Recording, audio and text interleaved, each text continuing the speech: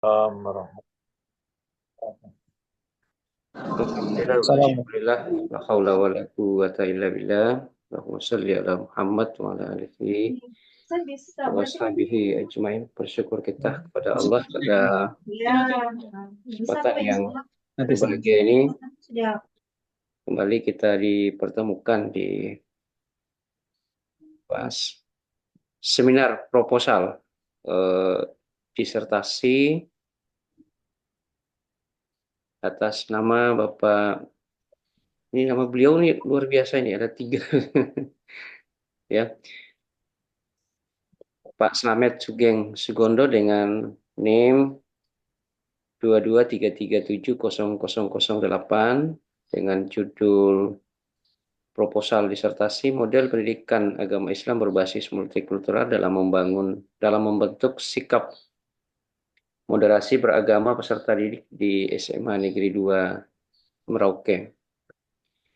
Semoga Allah senantiasa meridai dan memudahkan setiap langkah dalam kehidupan kita sehari-hari. Salam selawat pada junjungan kita Muhammad Sallallahu Alaihi Wasallam, Nabi yang telah membawa kita dari alam yang gelap gulita ke alam yang terang benderang sebagai teladan bagi kita semua. Dewan penguji yang saya hormati, Bapak Profesor Dr. Haji Ambwase MAG, Ibu Profesor Dr. Siti Wahrata Hanafidas MPDI, kemudian Bapak Profesor Dr. Haji Abdurrahman Geteng, penguji sekaligus promotor, Bapak Dr. Kiai Haji Abdul Hakim Jurumia LCMA sebagai penguji dan sekaligus co-promotor 1, dan terakhir Bapak Dr. Abdul Halik MPDI, penguji dan sekaligus co-promotor 2.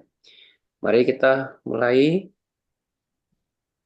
ujian kita pada kesempatan yang berbahagia ini dengan bersama-sama membaca Bismillahirrahmanirrahim.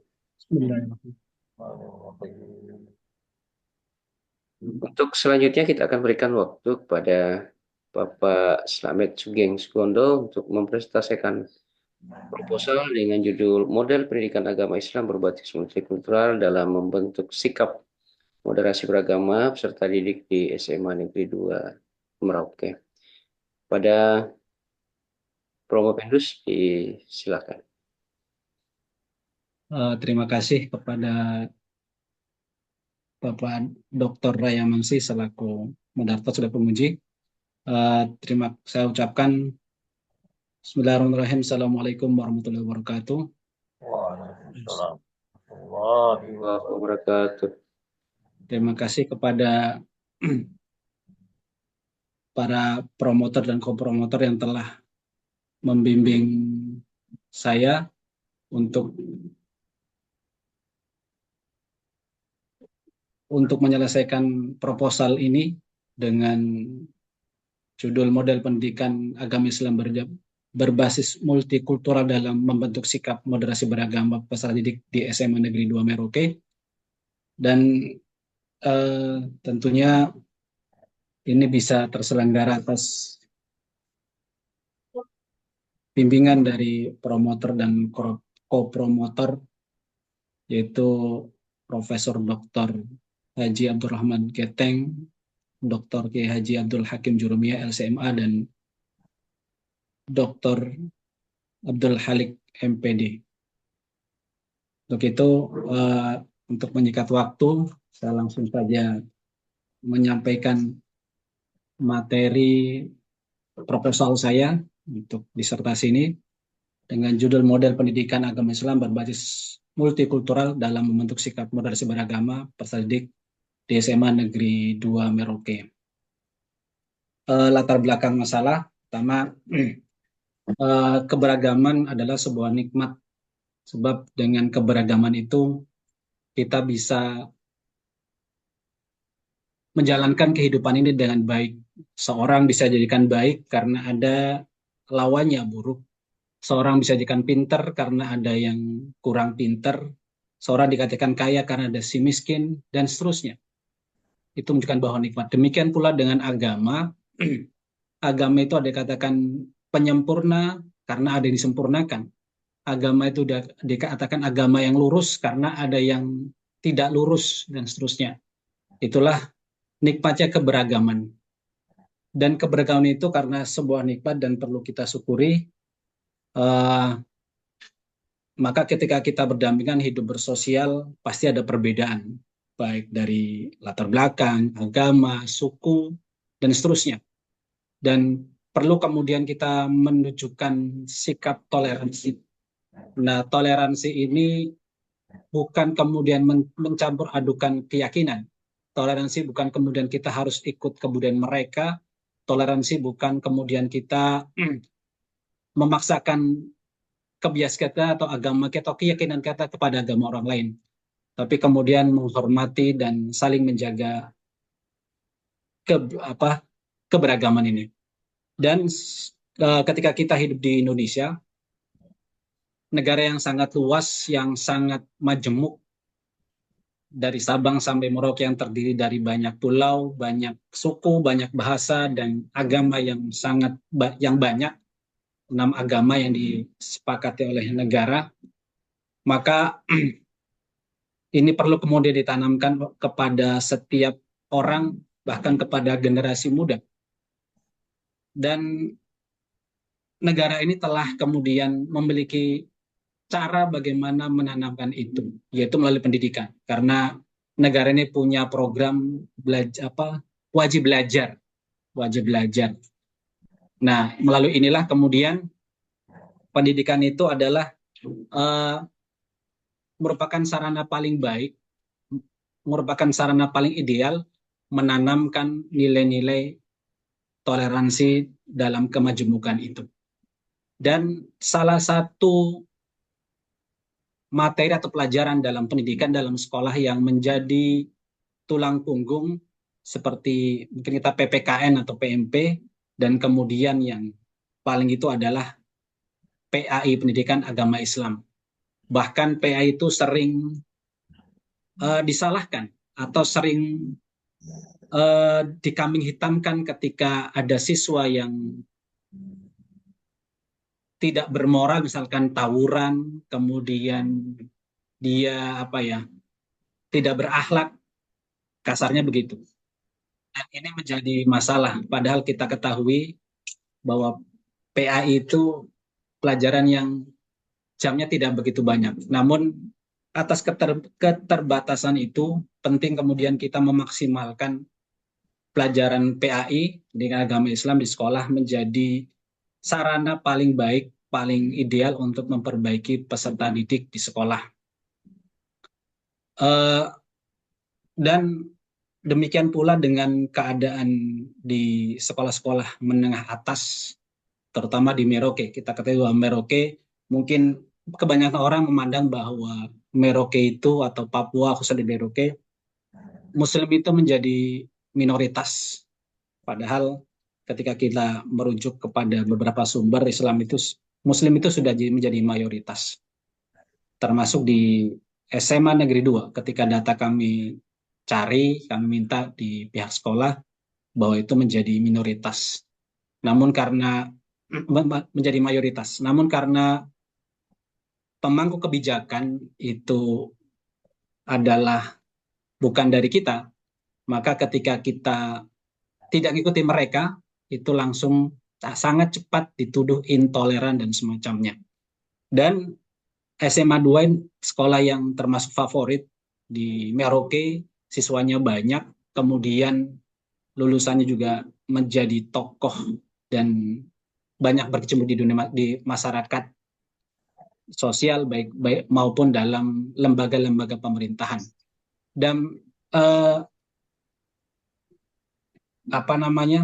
kegiatan PAI yang menjadi fokus kami itu adalah kegiatan keberagamaan. Karena mungkin kalau di penelitian sebelumnya rata-rata dalam keseharian sekolah, namun ini keberagaman. Karena yang kami telah akhir sebenarnya kegiatan keberagaman di sekolah, karena ini menjadi cerminan bagaimana aplikasi dalam menunjukkan sifat toleransi dalam kehidupan yang majemuk dalam sekolah. Nah, Bapak Ibu para penguji, selanjutnya rumusan masalah dari proposal kami atau penelitian kami itu pertama apa yang dimaksud dengan pendidikan multikultural, kemudian apa yang dimaksud dengan sikap beragama, dan kemudian bagaimana model PAI berbasis multikultural dalam menciptakan sikap moderasi beragama.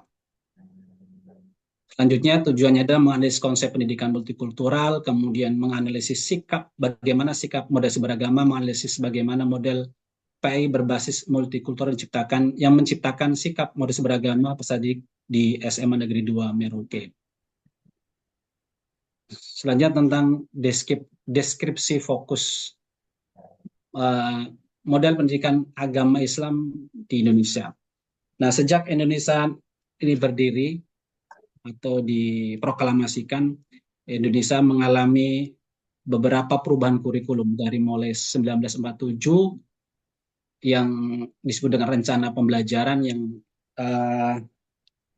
sangat dipengaruhi oleh kolonial Belanda dan Jepang. Di situ siswa difokuskan untuk menjadi bangsa yang berdaulat, terus berkembang. Pada tahun 1984 itu muncullah kurikulum cara belajar siswa aktif atau CBSA, dan itulah muncul kebijakan kurikulum pendidikan agama Islam dan lahirlah kurikulum madrasah.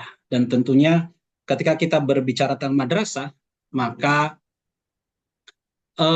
madrasah ini sangat erat kaitannya sama pondok pesantren, karena pondok pesantren itu lembaga pendidikan yang sudah sangat lama yang berada di Indonesia ini, bahkan sebelum negara ini merdeka, dan dia sudah teruji sampai sekarang.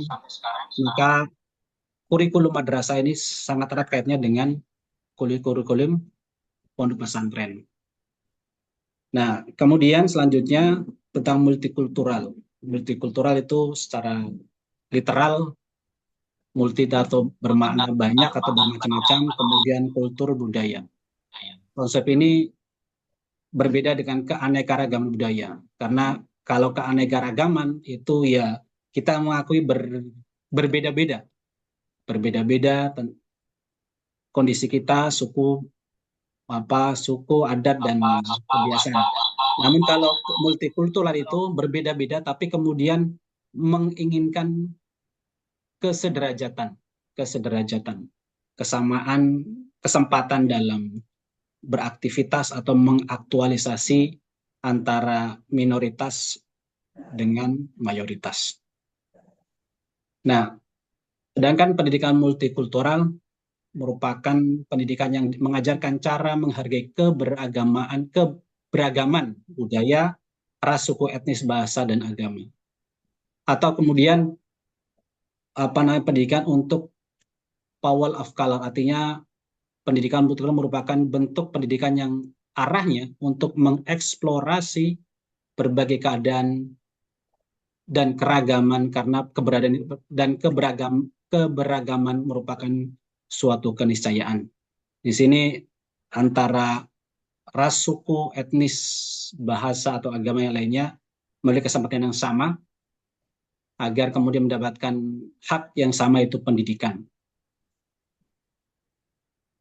Sedangkan moderasi beragama tentunya banyak sekali definisinya, tapi ketika kita membatasi bahwa sesungguhnya moderasi beragama itu bukan berusaha untuk merubah ajaran agama, tapi sebetulnya adalah cara bagaimana kita bisa berpikir dengan baik, memiliki mindset yang baik, yang sesuai dengan nilai-nilai agama. Dan nilai-nilai itu adalah di antara nilai kemanusiaan, atau kemudian bisa kita kenal dengan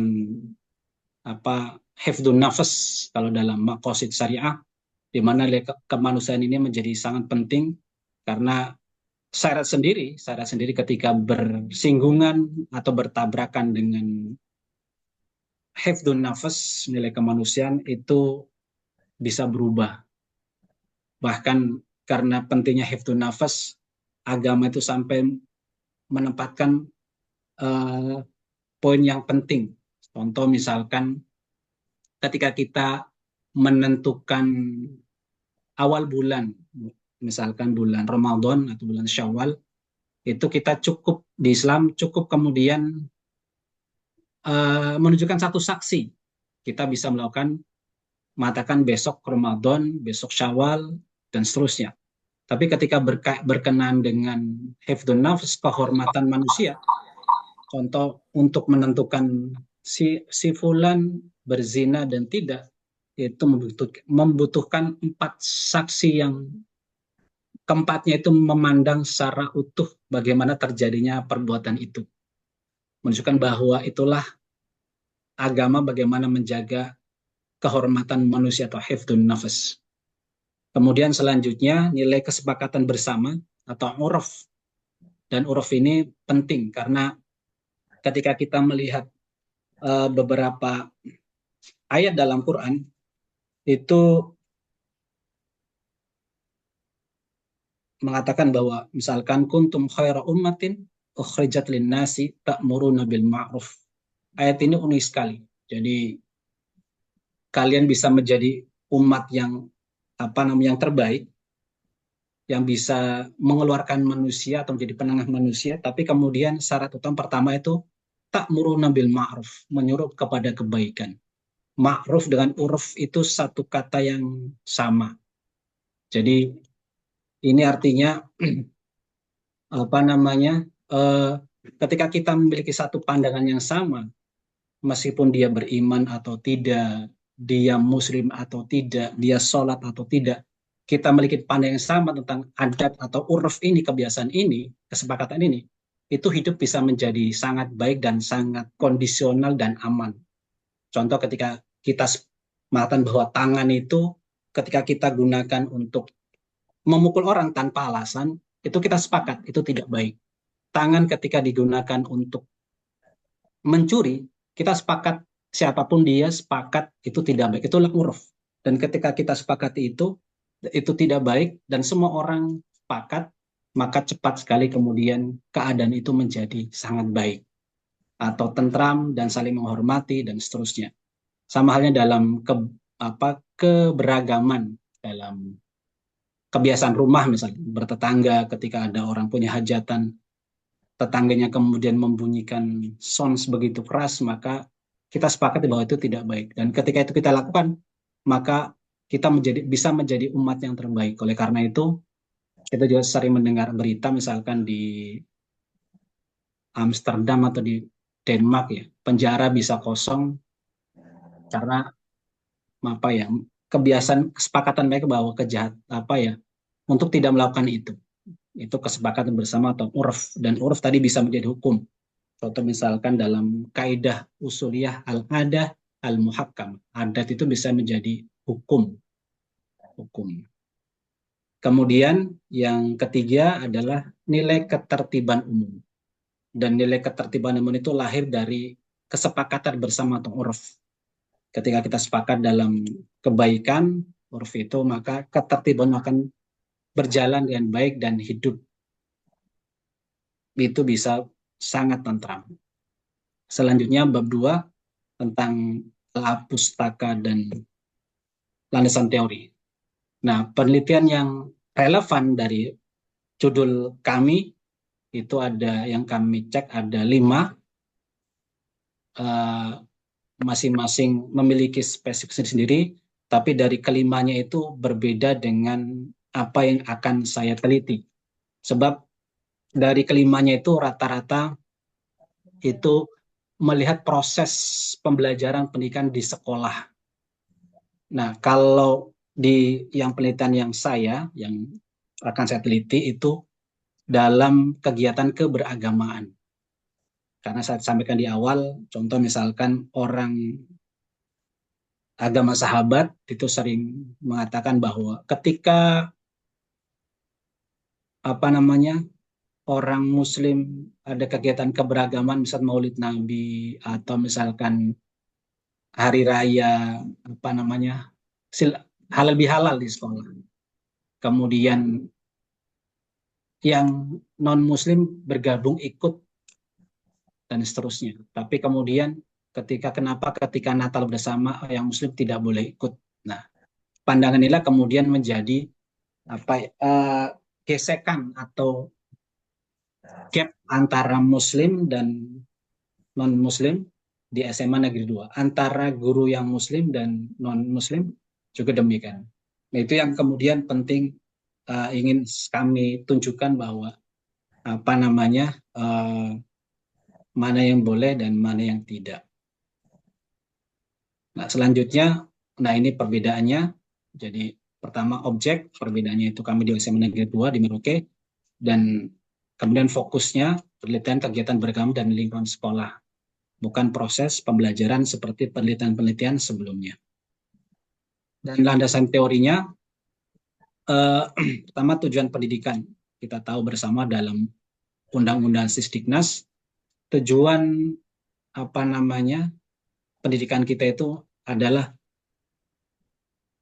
menjadikan manusia terdidik, manusia yang beriman kepada dan bertakwa kepada Tuhan Yang Maha Esa, berakhlak mulia, sehat, berilmu, cakap, kreatif, mandiri, dan menjadi warga negara yang demokratis serta bertanggung jawab.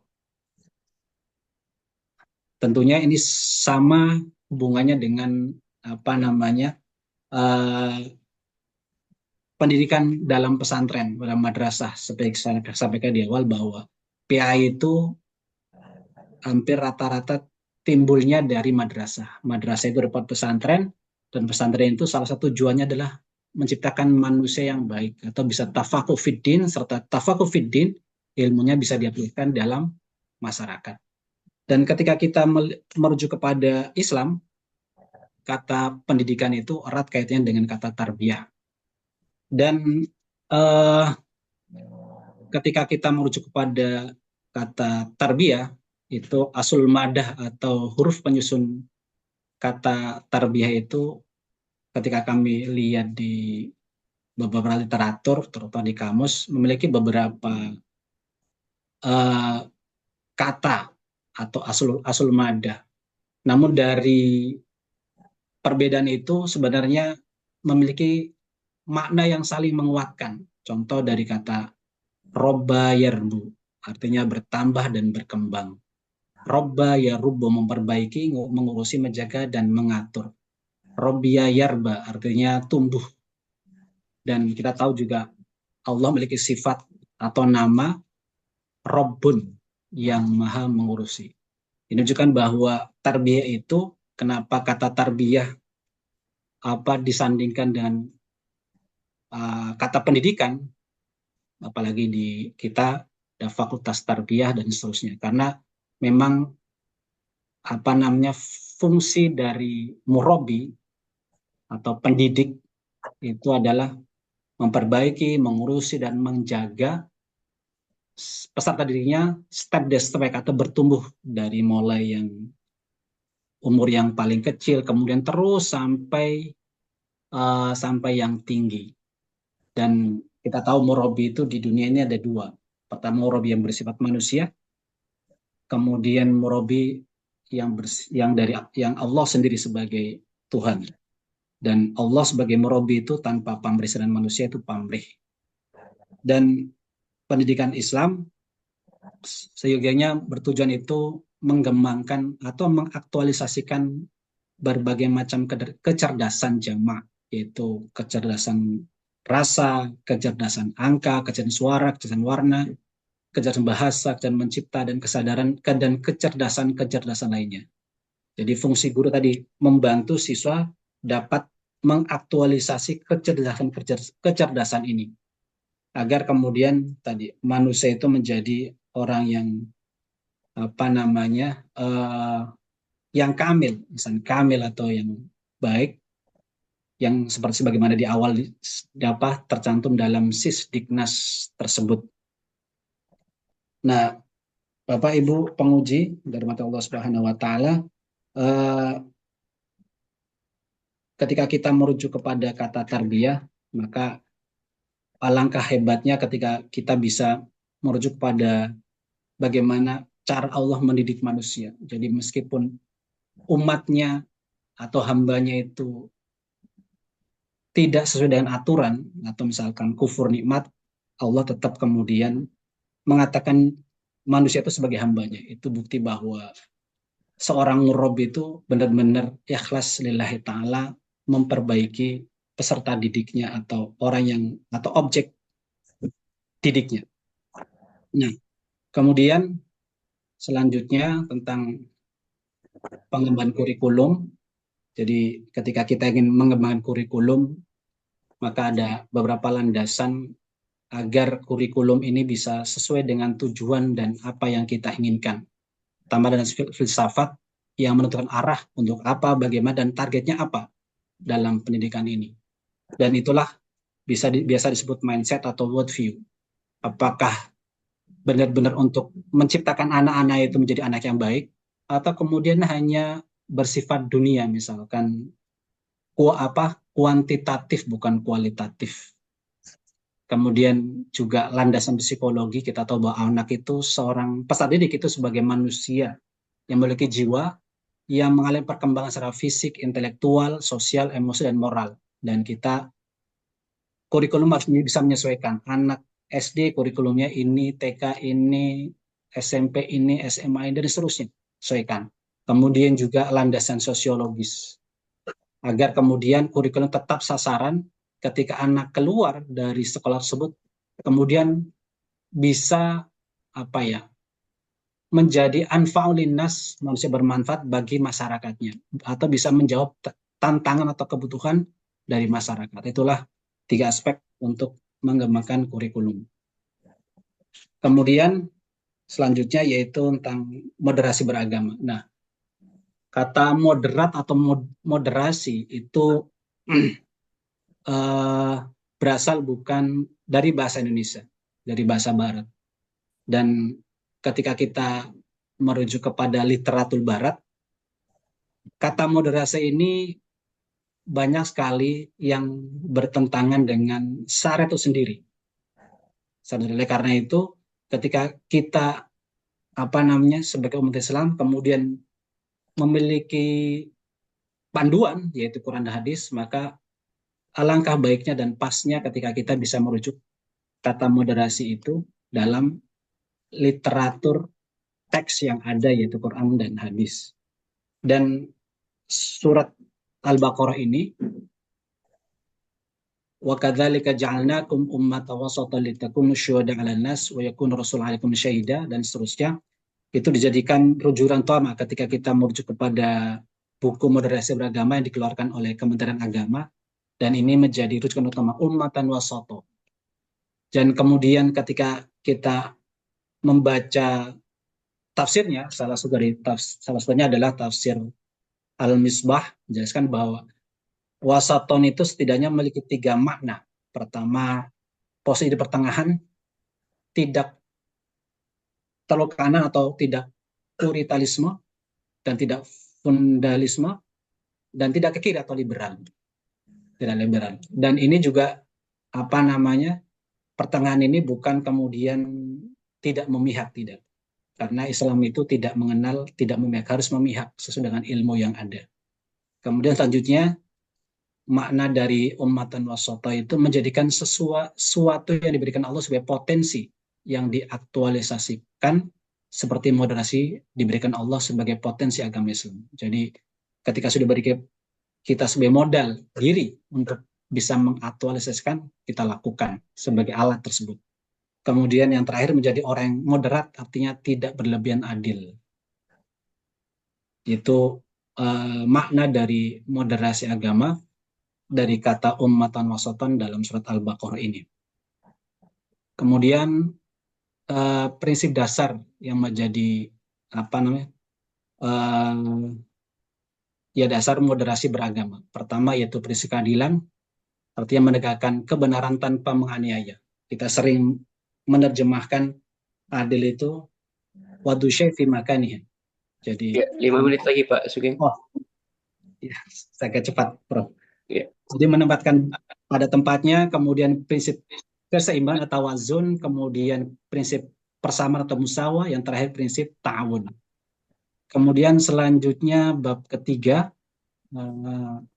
jenis pendekatan penelitian yaitu kualitatif deskriptif, kemudian paradigmanya penelitian ini,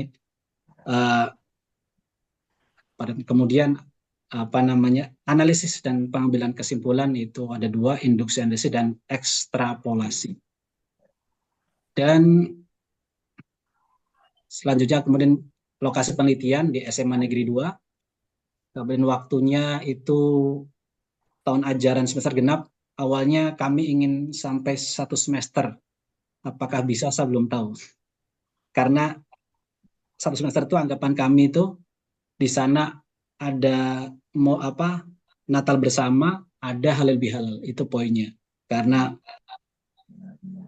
lingkungan sekolah SMA 2 itu sering membandingkan kegiatan Natal bersama dengan halal bihalal atau kegiatan keberagaman lainnya.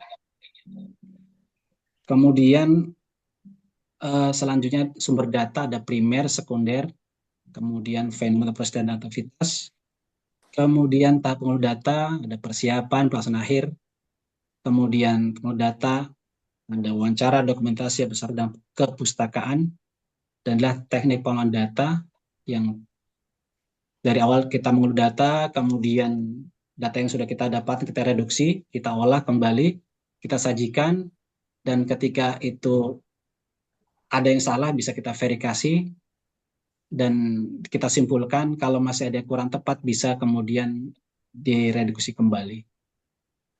Yang kemudian ketika tadi ada yang kurang tepat dari data sumber, kita bisa melakukan pengujian keabsahan data baik dengan regulasi sumber data, metode, dan waktunya.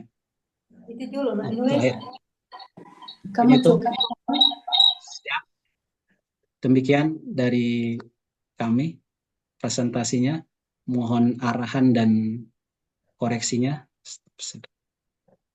Demikian, Prof. Assalamualaikum warahmatullahi wabarakatuh. Waalaikumsalam warahmatullahi wabarakatuh.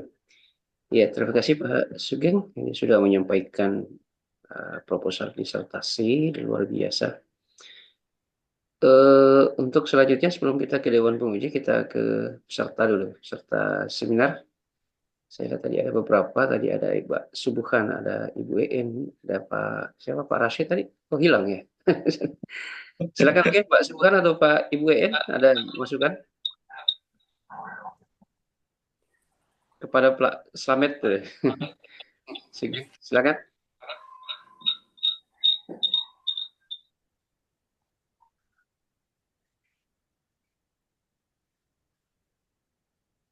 Ya, sepertinya tidak ada yang merespon. Ada Pak Dokter.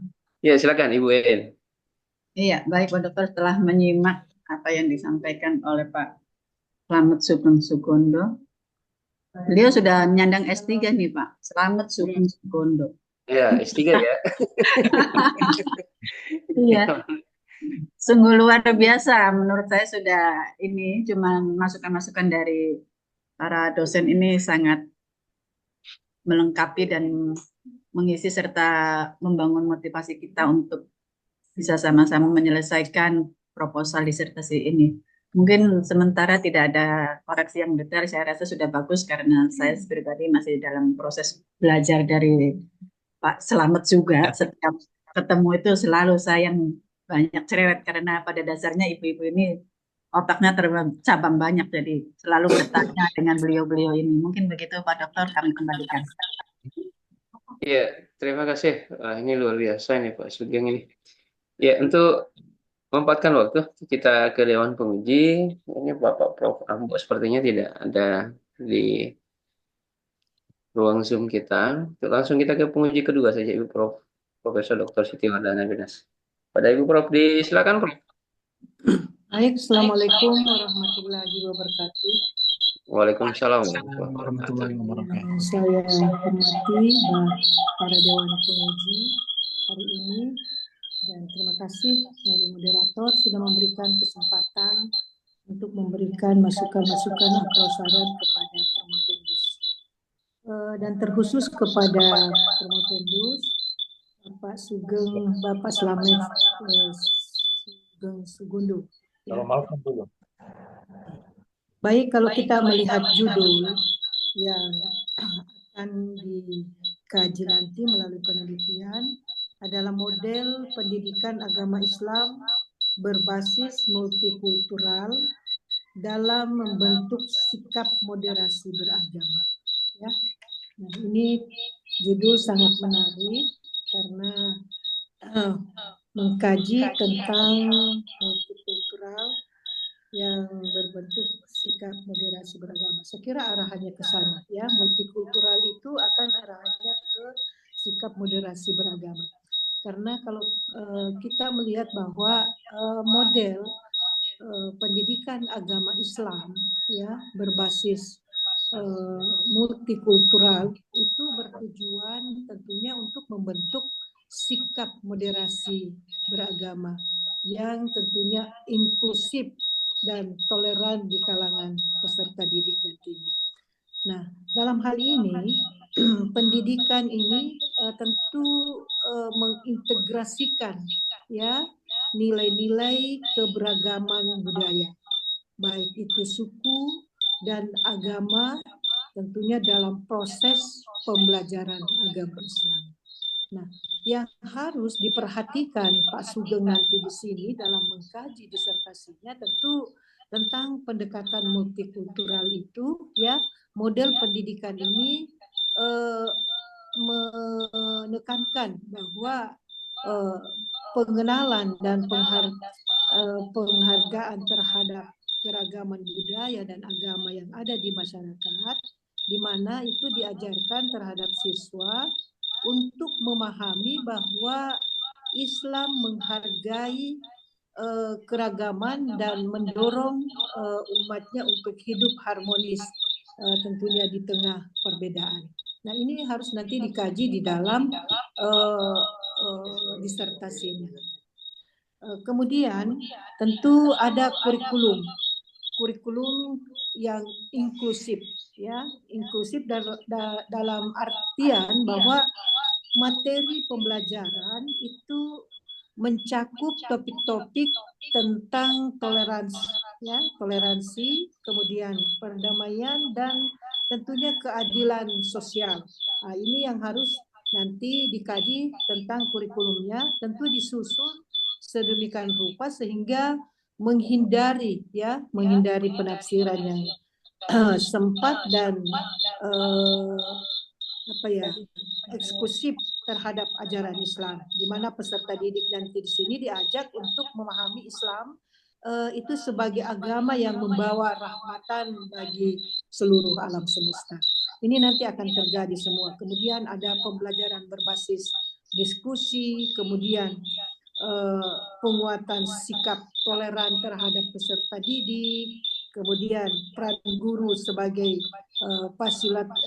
fasilitator dan evaluasi dan refleksi terhadap model pendidikan agama Islam ini. Jadi secara keseluruhan bahwa model pendidikan agama Islam berbasis multikultural ini itu bertujuan untuk menghasilkan, ya, generasi muda yang tidak hanya memahami ajaran agama secara mendalam, tetapi juga mampu, ya, menerapkan dalam kehidupan sehari-hari dengan sikap yang moderat dan toleransi terhadap keberagaman atau terhadap keberagaman itu sendiri. Jadi itu yang harus terkaji di dalam disertasi Anda. Nah, itu. Kemudian jadi ada kurikulumnya nanti yang dikaji, karena ini persoalan pendidikan agama Islam, tentu kurikulum yang bersifat inklusif tadi itu, jadi bukan eksklusif, bukan lawannya, ya. Nah, kemudian saya lihat latar belakang yang dibuat oleh Pak Slamet itu masih agak sedikit bisa disempurnakan, bahwa di dalam membuat latar belakang masalah itu ada langkah penting dalam merumuskan sebuah penelitian yang solid. Artinya bahwa latar belakang itu berfungsi untuk memberikan konteks, ya, menjelaskan masalah penelitian dan tentunya menunjukkan relevansi topik yang diangkat. Topik apa yang diangkat? Tentu ada ada relevansinya. Kemudian jadi ibarat menarik benang merah dari judul, jangan keluar dari judul. Nah, yang pertama itu harus yang ada di latar belakang itu adalah pengenalan masalah. Nah, masalah apa yang kita angkat, kemudian konteks penelitiannya bagaimana, ya itu harus ada tergambar di latar belakang. Kemudian rumusan masalahnya bagaimana, tentu membuat rumusan masalah itu kita harus memperhatikan dari epistemologinya, aksiologinya, dan ontologinya. Nah, jadi kita berdasar kepada filsafat ilmu. Nah, itu sudah include semua di dalam. Kemudian relevansi dan kontribusi. Nah, artinya ini kontribusi yang ingin kita berikan kepada masyarakat, tentu ada novelty atau kebaruan lahir dari disertasi ini. Dan itu sudah ada tergambar di latar belakang masalah. Jadi latar belakang masalah itu ibarat piramida terbalik, ya, terbalik. Jadi pada paragraf pertama itu bersifat umum, kemudian paragraf kedua mengerucut sampai seperti piramida terbalik. Kemudian ada tujuan dan pertanyaan penelitian yang harus tergambar di dalam rumusan di dalam latar belakang, begitu juga metode pendekatannya dan struktur disertasinya nanti, dan bahasa atau gaya penulisan. Tentu kita berdasar kepada pedoman, ya, pedoman penulisan disertasi yang kita sudah berikan itu. Jangan keluar dari rujukan itu. Jadi persoalan teknis-teknis penulisan dan seterusnya itu sesungguhnya tidak lagi kita koreksi, ya, pembimbing tidak koreksi lagi di dalam penulisan disertasi itu karena sudah ada rujukan yang kita berikan. Jangan keluar dari rujukan.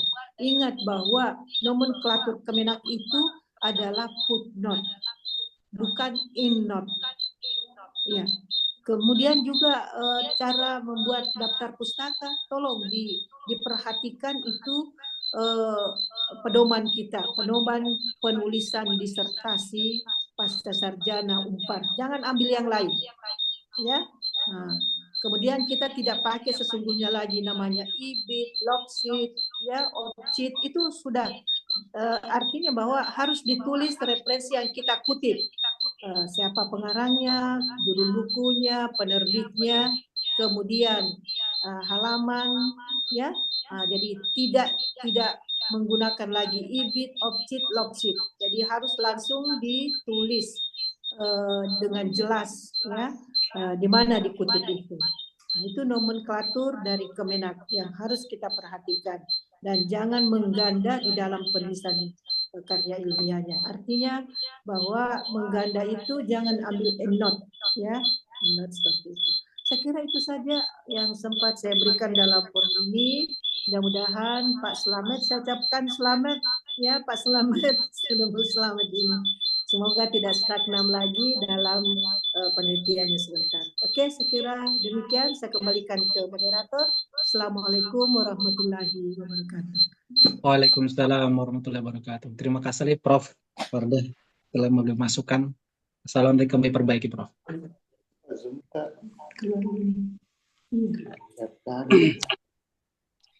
Ya, terima kasih Prof. Wardah sudah memberikan masukan-masukan untuk penguatan disertasi Bapak Slamet Sugeng Sugondo. Ya, insya Allah, alhamdulillah, setiap saat beliau ini selamat terus nih. Selanjutnya, ya, saya mencermati di beberapa di tulisan yang tadi itu. Ini karena harus buka, bentar ya, saya buka dulu beberapa. Ada tujuan penelitian, kemudian di atas sebelumnya tadi apa itu, rumusan masalah, ya. Di rumusan masalah ini ada 3, tapi intinya adalah sesungguhnya bagaimana model pembelajaran, ya, bagaimana model pembelajaran FAI berbasis model keterangan untuk menciptakan sikap moderasi beragama. itu yang inti sepertinya yang mau digodok oleh digodok oleh Pak Sugeng ini, yang bagian ketiga itu, meskipun yang pertama dan kedua ini menjadi eh, jalan untuk kemudian menggodok yang ketiga. Karena pertanyaan pertama dan kedua ini sebenarnya, kalau pertanyaan apa biasanya itu ke penelitian kuanti, ya kuantitatif apa ya, apa itu. Nah, untuk penelitian kualitatif itu biasa umumnya digunakan pertanyaan bagaimana. Kenapa? Karena ini menggali satu proses yang cukup panjang sesungguhnya dalam satu penulisan untuk melahirkan hasil yang baik. Nah, yang berikut di tujuan penelitian juga masih sekedar kemudian untuk menganalisis bagaimana model PAI, ya. Menganalisis model pembelajaran PAI. Ya, meskipun bahasa bagaimana ini kadang-kadang memang kelihatannya adalah bahasa umum yang kadang-kadang kita gunakan dalam sebuah penulisan, tetapi bagi saya melihat ketika menunjukkan kata bagaimana berarti masih sifatnya pertanyaan. Menganalisis bagaimana, ya, menganalisis sikap. Nah, tujuan penelitian pertama arahkan pada apa itu rumusan masalah pertama, kemudian yang kedua ke masalah kedua, dan yang ketiga. Tapi kita sudah mengarahkan pada satu model. Jadi mungkin bahasa yang bisa digunakan untuk itu adalah tidak lagi menganalisis, ya. Ya, ini menganalisis ini, atau ini pertanyaan apa? Ini penelitiannya kuanti apa kualitatif ini Pak Sugeng? Kualitatif, Prof. Oh, kualitatif toh? Iya. Iya. Jadi kalau pertanyaan ini kualitatif itu kalau sekedar menganalisis kan biasanya lahir dari kuanti, ya, karena umumnya Oh, begitu. Iya. Jadi nanti di pola dicari bahasa yang kemudian mengarah untuk kemudian melihat rumusan masalah itu tadi. Jadi apa yang dimaksud dengan sikap moderasi beragama. Lalu eh, ketika kita paham itu apa yang dimaksud, kemudian tujuannya apa kita meneliti tentang moderasi beragama, ya kan? Nah, itu yang harus dilihat, ya, apa yang dimaksud dengan pendidikan multikultural. Berarti kan harus menjawab, ya, yang dimaksud dengan pendidikan kultural. Tujuannya apa kita meneliti tentang pendidikan multikultural itu? Tujuannya apa kita meneliti tentang sikap moderasi beragama? Lalu yang berikut, yang ketiga ini bagaimana model berbasis. Nah, tujuannya apa kita untuk meneliti, ya? Bagaimana model kan, bagaimana berarti kan kita mencari bentuk, Pak Sugeng, ya. iya. Nah, mencari bentuk itu kan berarti itu temuan. Ya kan, kita ingin ada temuan yang bisa kita lakukan untuk melahirkan satu model pembelajaran, ya kan, pembelajaran yang menciptakan sikap moderasi beragama.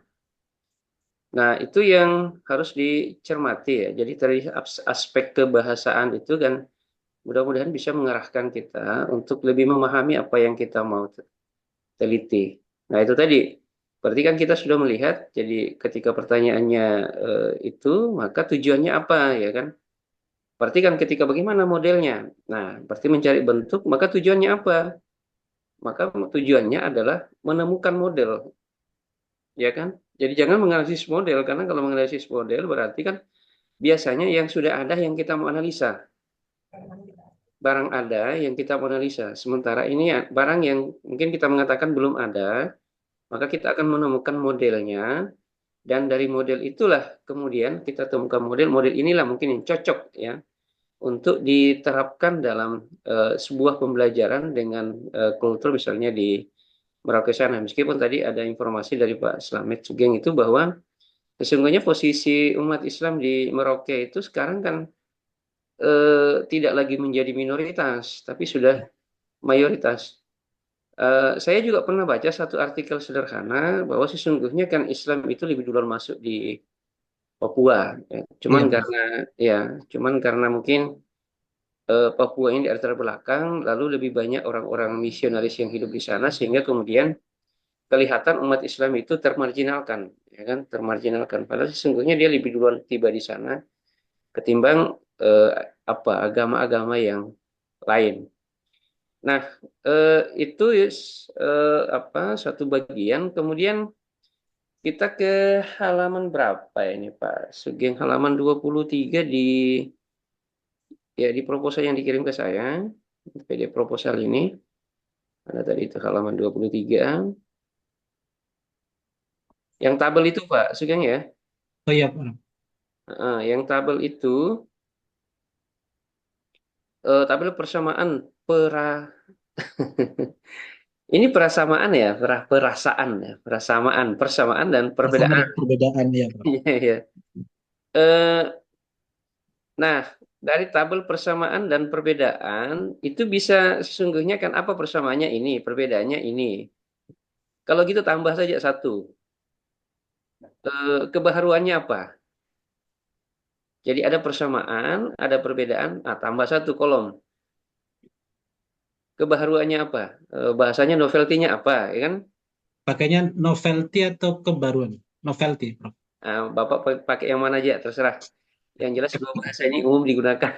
Iya, novelty. Novelty itu kan dari bahasa Inggris ya. Kemudian Ah, persamaan temuannya kebaruan. kebaharuannya itu dari bahasa Indonesia. Eh, ya kan itu. Nah, nanti muncul itu. Jadi nanti agak enak, mudah untuk kemudian meneruskan ke beberapa poin-poin yang terkait dengan novelty dari penelitian ini. Itu yang berikut. Nah, ini saya mau bertanya dulu, Pak Sugeng. Kira-kira kalau kita berbicara kultur, sosial, dan moderasi, yang duluan mana, Pak, kira-kira? Kayaknya kulturnya. Kultur dulu ya? Iya. Baru sosial, baru moderasi, atau sosial dulu, baru kultur, baru moderasi?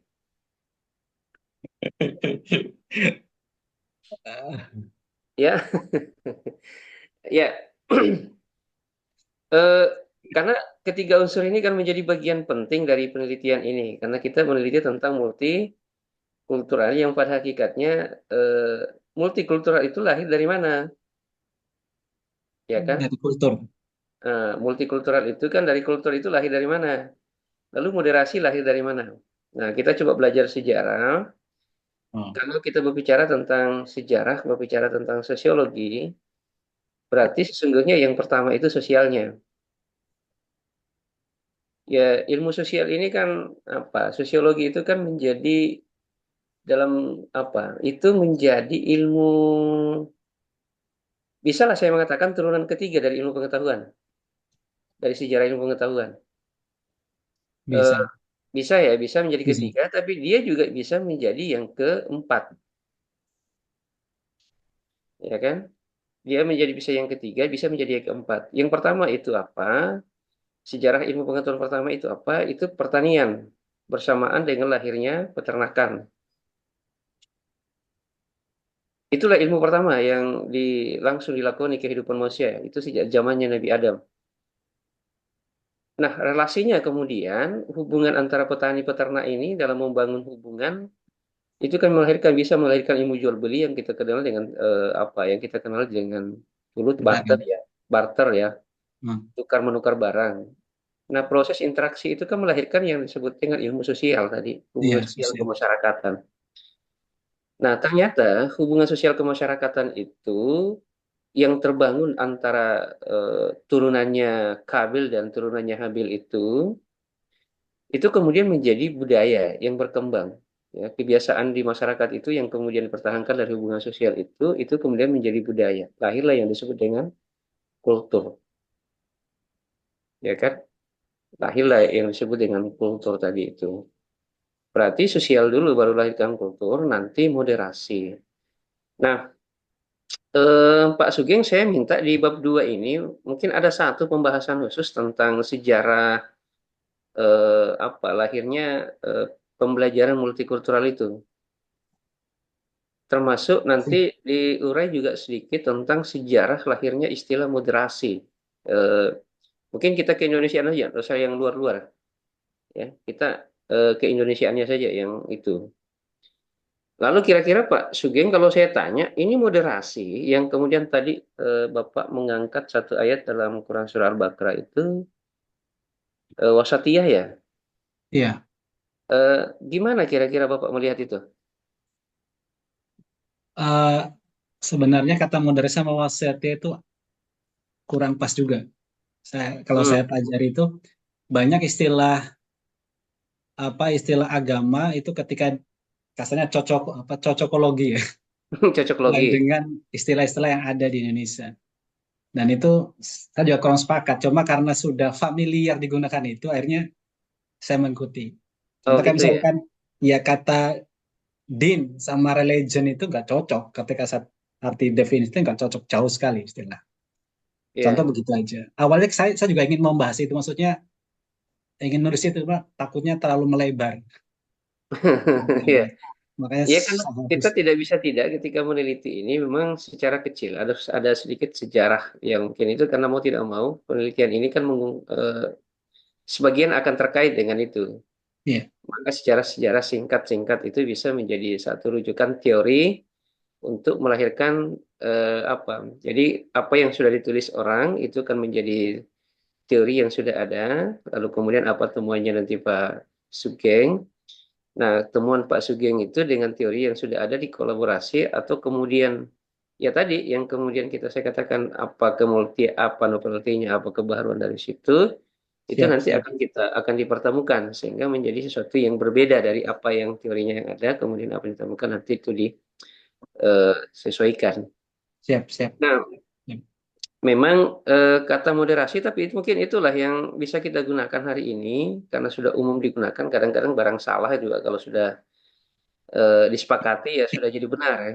Iya, Dulu waktu belajar bahasa Indonesia itu apa itu lain kali kali lain ya, lain kali kali lain saya katanya benar kali lain tapi karena orang sudah bilang lain kali ya sudahlah itu yang lain kali yang benar karena sudah umum ya tapi katanya yang benar itu kali lain dulu ya. Nah, yang itu kemudian ini tadi masih dengan moderasi yang kaitannya dengan wasatiyah. Nah, saya juga melihat dalam perspektif kesejarahan Indonesia ini sepertinya dia hanya kemudian dipotong di tengah. Nah, lalu dicantolkan ayat itu sebagai pendukung istilah moderasi itu. Tetapi menurut pandangan saya, dan saya juga tidak tahu apakah ada sudah menulis, kalau belum ada dan ini mau dijadikan sebagai rujukan, berarti itu rujukan lisan saja. Jadi tidak bisa itu menjadi rujukan lisan saja kan. Dalam penelitian kan biasa modelnya sumber data kan lisan bisa ya. ya. Sampai tertulis itu bisa digunakan. Nah, itu bisa menjadi penguat. Nah, kalau kita lihat sejarah, berarti kita kan cerita Wasatiyah itu berarti cerita tentang Islam masa awal kan gitu ya. Nah, Islam masa awal itu gimana? Sebelum Islam ini turun kan ada dua kekuatan besar. Oh iya, ya, Nah, ya, ada dua kekuatan besar. Kekuatan pertama kekuatan agama dan yang kedua adalah kekuatan kenegaraan. Kekuatan agama itu kan Kristen dan Yahudi. Itu yang ada, yang besar. Kemudian negara yang ada itu adalah Persia dan Romawi. Romawi. Ya. Nah, nah, ternyata wasatiyah dalam konteks itu ternyata bahwa umat Islam itu tidak ikut kepada Persia dan juga tidak menjadi bagian dari Romawi, tetapi berada di tengah-tengah, ya kan? Berada di tengah-tengah. Berarti wasatiyah itu sesungguhnya adalah suatu prinsip kehidupan yang tidak condong tetapi memiliki apa? Memiliki hal yang luar biasa, memiliki jadi kekuatan tersendiri. Nah, itu kalau itu kita turunkan hari ini, maka kemudian bahwa umat Islam ini kalau misalnya Amerika menjadi satu kekuatan di poros barat dan Cina kekuatan timur, bahwa umat Islam itu tidak menjadi bagian dari Cina dalam konteks kekuasaan wasatiyahnya dan tidak menjadi bagian dari Amerika. Kan harusnya gitu kalau kita mau rujuk dalam kekuasaan kenegaraan. Sebagaimana Islam pada zamannya Nabi Muhammad dan para khulafaur rasyidin, eh, khususnya pada zaman Nabi Muhammad tidak menjadi bagian dari Persia dan tidak menjadi bagian dari Romawi. Satu. Yang kedua, wasatiyah dalam konteks keyakinan. Nah, wasatiyah dalam konteks keyakinan bahwa sebelum Islam itu kan ada Yahudi, ada Nasrani.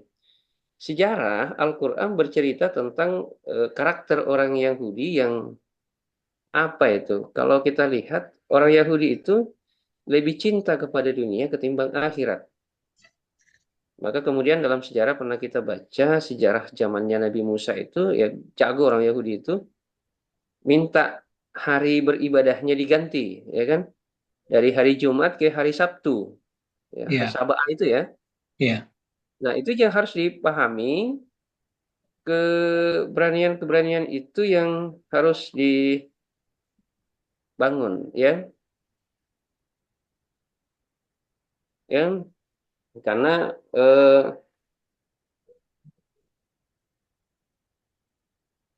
apa itu harus dilihat di situ. Nah, berarti kan kecintaan Yahudi kepada dunia itu sampai mengganti waktu beribadahnya itu kan luar biasa. Nah, berbanding terbalik dengan apa itu Nasrani yang ketika itu dalam beberapa literatur itu orang-orang Nasrani itu sampaikan kemudian tidak mau menikah, para pendetanya itu, para apa istilah rahibnya ya mungkin ya. iya. Nah, itu karena tidak mau terganggu kehidupan akhiratnya, mereka fokus beribadah sehingga tidak mau menikah. Dianggap menikah itu menjauhkan mereka dari Tuhan. Maka Islam hadir sebagai wasatiyah di situ. Wasatiyah itu menggabungkan wabtaghi fima ataqallahu daral akhirah wa la tansa nasibaka minad dunya wa ahsin kama ahsanallahu ilaik. Jadi ada keseimbangan antara kehidupan dunia dan kehidupan akhirat. Berbeda dengan Yahudi yang fokus dunianya dan berbeda dengan Nasrani yang fokus akhiratnya.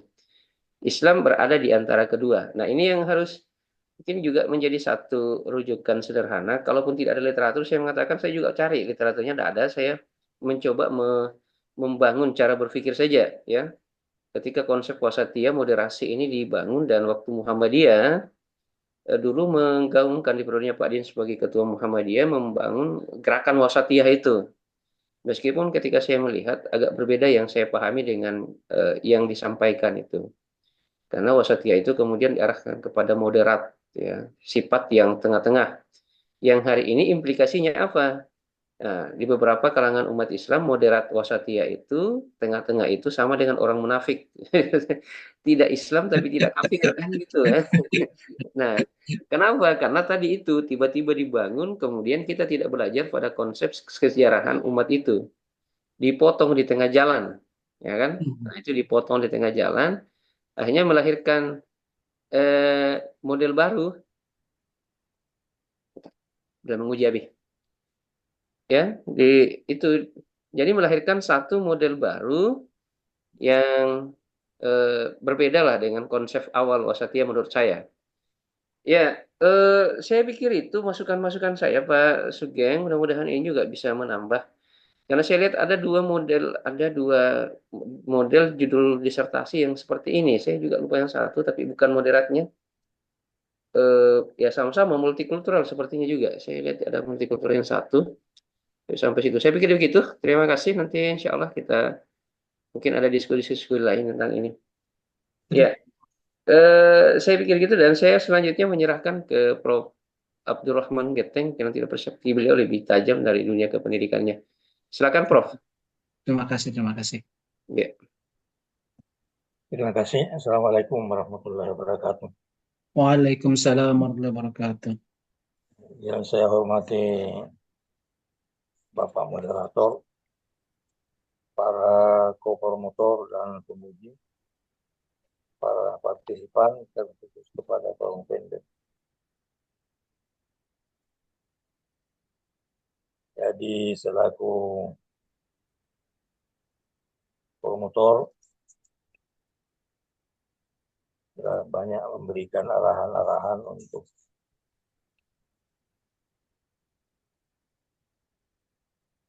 memperkuat apa yang dibahas, yaitu modernisasi pendidikan berbasis multikultural dalam pembentukan sikap moderasi beragama pada peserta didik ya di SMA Negeri Merauke. Nah, tentu kita lihat dulu bahwa Merauke sebagai satu wilayah ya, memiliki keragaman budaya dan juga kepercayaan. Ada kepercayaan animisme, kemudian ada yang didasarkan pada agama yang berkembang kemudian, sehingga akan kelihatan corak dari masyarakat di Merauke ini mungkin mirip dengan apa yang digambarkan oleh pengamat tiga benua, yaitu di Amerika, Australia, dan Kanada. Di mana di sana itu bertemu antara budaya asli yang dianut oleh penduduk dan budaya emergent yang datang kemudian membawa budayanya. Sehingga apabila masing-masing pihak berpegang teguh kepada budaya yang dimiliki oleh imigran yang dibawa, maka sulit lahirnya suatu keharmonisan antara penduduk yang berbeda ini. Karena itu kalau kita melihat kelahiran multikultural ini, maka bersumber dari tiga negara ini, Amerika, Kanada, dan Australia. Kenapa? Karena bagaimanapun kehidupan suatu bangsa di dalam satu wilayah diperlukan keharmonisan. Nah, untuk mengharmoniskan maka diperlukan cara bagaimana relasi kondisi yang ada untuk melahirkan satu masyarakat yang bisa hidup berdampingan dengan baik. Kita lihat Indonesia sebagai suatu wilayah negara yang terdiri dari berbagai-bagai suku bangsa yang cukup banyak jumlahnya, memiliki kepercayaan berbeda serta agama. Maka untuk mewujudkan suatu masyarakat yang harmonis, dilakukan upaya-upaya untuk bagaimana agar supaya masyarakat sebagai satu bangsa ini bisa hidup berdampingan secara damai. Dan lihat misalkan gagasan yang pertama yang paling mengemuka di Indonesia adalah gerakan yang lahir di era Orde Baru yang menitikberatkan bahwa kehidupan yang harmonis suatu negara itu diperlukan adanya suatu landasan. Maka di saat itu kita lihat untuk menguatkan kehidupan yang ditata oleh falsafah negara Pancasila. Kemudian Profesor Dr. Mulyadi pada waktu itu dalam salah satu seminar mengatakan suatu yang yaitu Islam dan pembangunan. Dan kemudian ini menjadi sumber pikiran untuk mengarahkan bangsa ini yang terdiri dari berbagai banyak suku bangsa, kepercayaan dan agama, bisa hidup tentram. Lahirlah konsep kerukunan beragama yang terkenal dengan tri kerukunan, yaitu kerukunan antar intern umat beragama, antar umat beragama, dan antar umat beragama dan pemerintah. Gagasan ini pada saat itu sangat tepat untuk mengakhiri kondisi yang menimbulkan cukup problem setelah G30 kita ini. Nah, prinsip utama yang diletakkan oleh Profesor Mustiali untuk mewujudkan ini yaitu adanya prinsip agree and disagreement, setuju dalam perbedaan. Nah, dalam perkembangan kemudian, terutama di era terbaru ini, maka lahirlah gagasan moderasi beragama. Yang tujuannya mengarah seperti apa yang diinginkan oleh Mustiali, agar pembangunan berjalan baik dalam kehidupan, maka tiga kerukunan itu harus diwujudkan. Nah, pertanyaan saya, bagaimana Anda melihat prinsip tri kerukunan yang dijabarkan oleh Mustiali ini dengan moderasi beragama yang berkembang kemudian? Silakan. Maaf, Prof.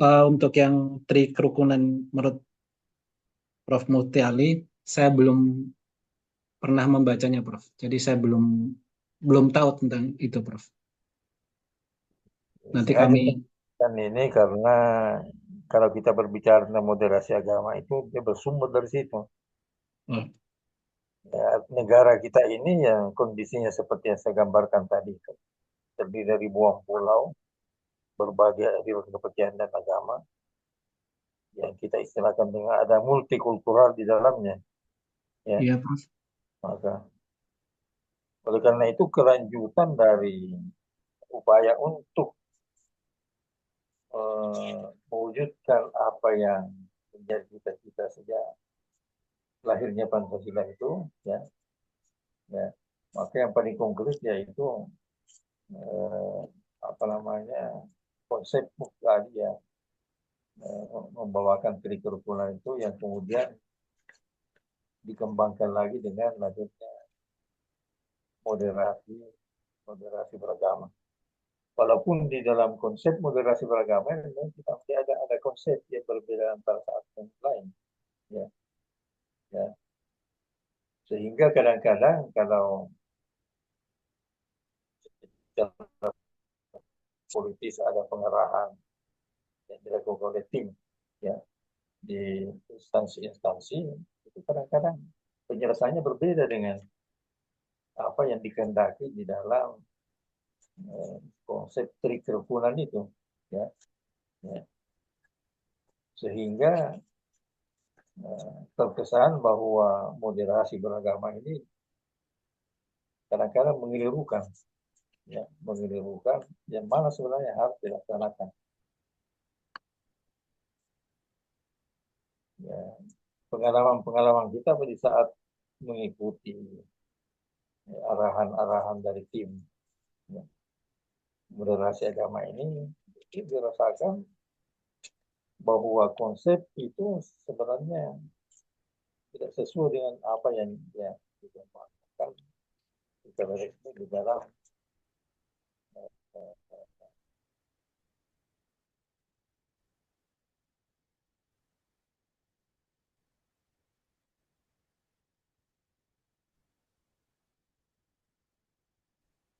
apa namanya moderasi beragama ini betul-betul kelihatan warnanya untuk mewujudkan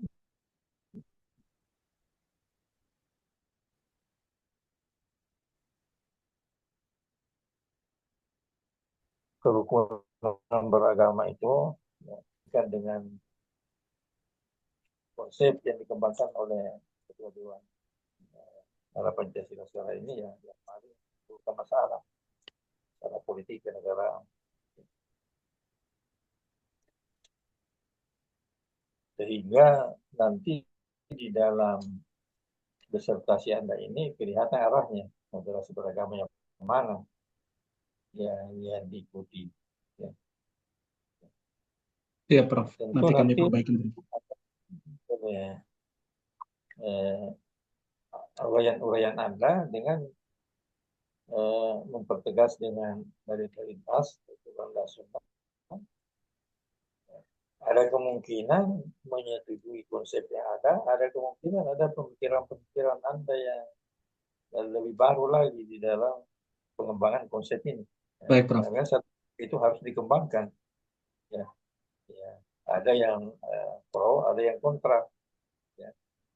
Kemudian dengan adanya pro dan kontra ini maka ada pemikiran-pemikiran untuk lebih mengarahkan ya, sesuai dengan sehingga akan melahirkan satu konsep yang mungkin konsep yang memperkuat yang sudah ada atau mengkritisi dan kemudian menimbulkan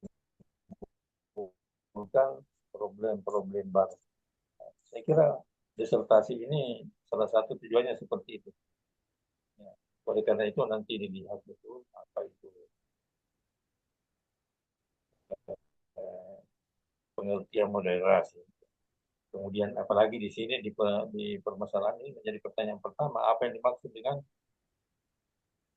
ya, moderasi beragama. Jadi ada beberapa konsep nanti yang mungkin ada di antara konsep-konsep itu lalu Anda mengambil satu kesimpulan yang mungkin sama atau berbeda dengan biasa. Siap, Prof. Siap. Baik. Tiga dan seterusnya. Ya. Ya. Ya. Ya, seperti saya selalu arahkan bahwa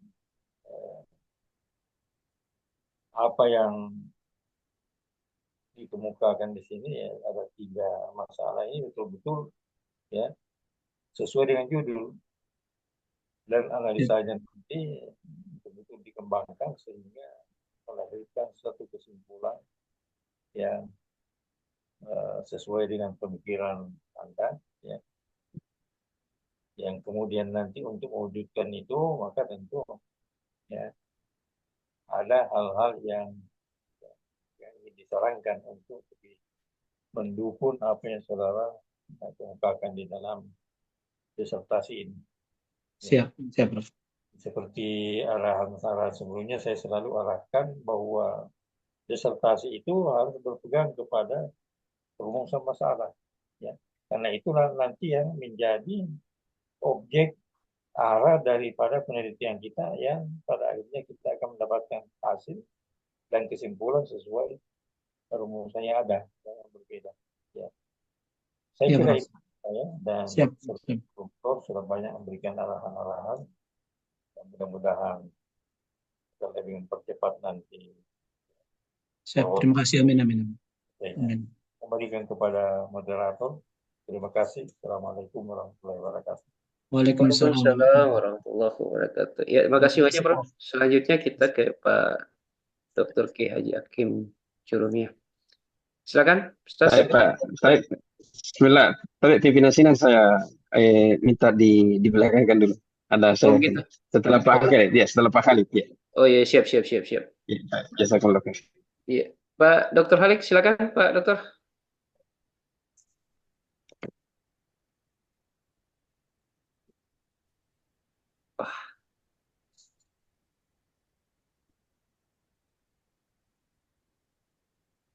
Oke. Ya, silakan. Bismillahirrahmanirrahim. Assalamualaikum warahmatullahi wabarakatuh. Waalaikumsalam warahmatullahi wabarakatuh. Yang terhormat para Dewan Penguji,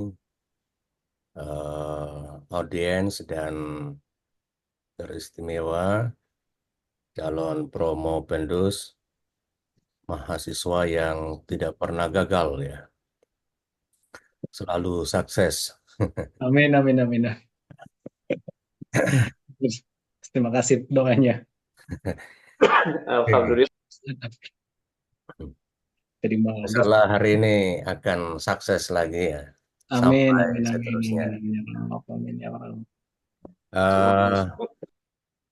Saya sebagai co-promotor 2 dan juga posisinya sebagai penguji ingin kembali mengkonfirmasi bahwa diharap semua tadi masukan-masukan dari para dewan penguji untuk dicatat semua. Sudah, Dan Prof. tentu nanti akan menjadi bahan diskusi kepada promotor dan co-promotor. Tadi ada yang menyinggung tentang teknik penulisan. Saya kira ini hal yang sifatnya normatif, eh, perlu diikuti ya.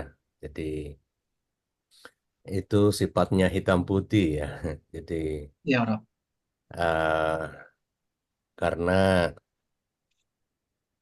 salah satu cerminan dari kerapian, ketertiban sebuah karya ilmiah itu ya tentu dengan konsisten merujuk kepada panduan penulisan yang ada di PPS Unpar.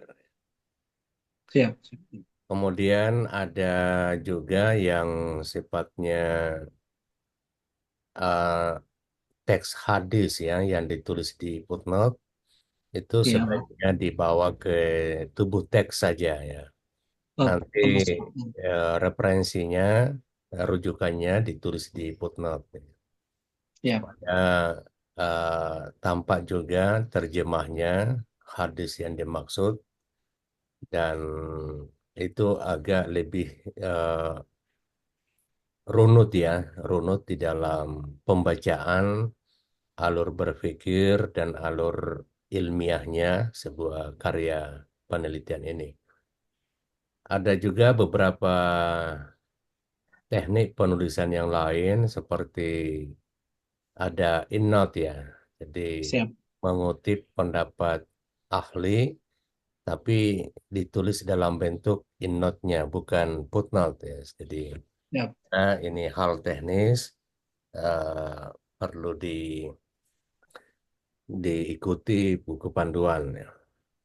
Siap, siap, siap. Ah, Menarik sekali apa yang sebenarnya diajukan dalam draft penelitian disertasi oleh Mas Slamet ya, tentang model pendidikan agama Islam berbasis multikultural.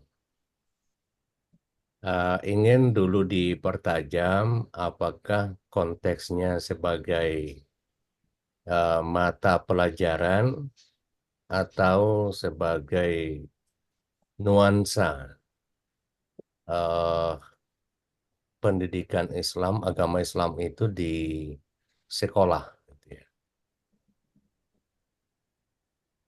Atau bahasa sederhananya, apakah PAI itu di dalam kelas atau di sekolah, gitu ya.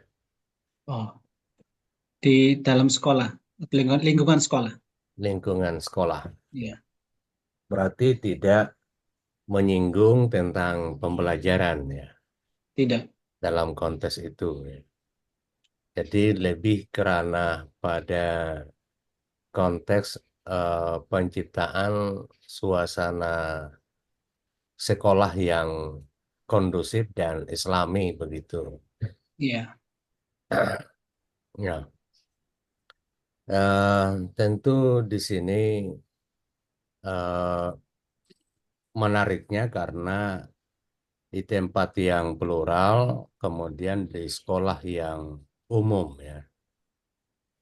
iya, Jadi Pak.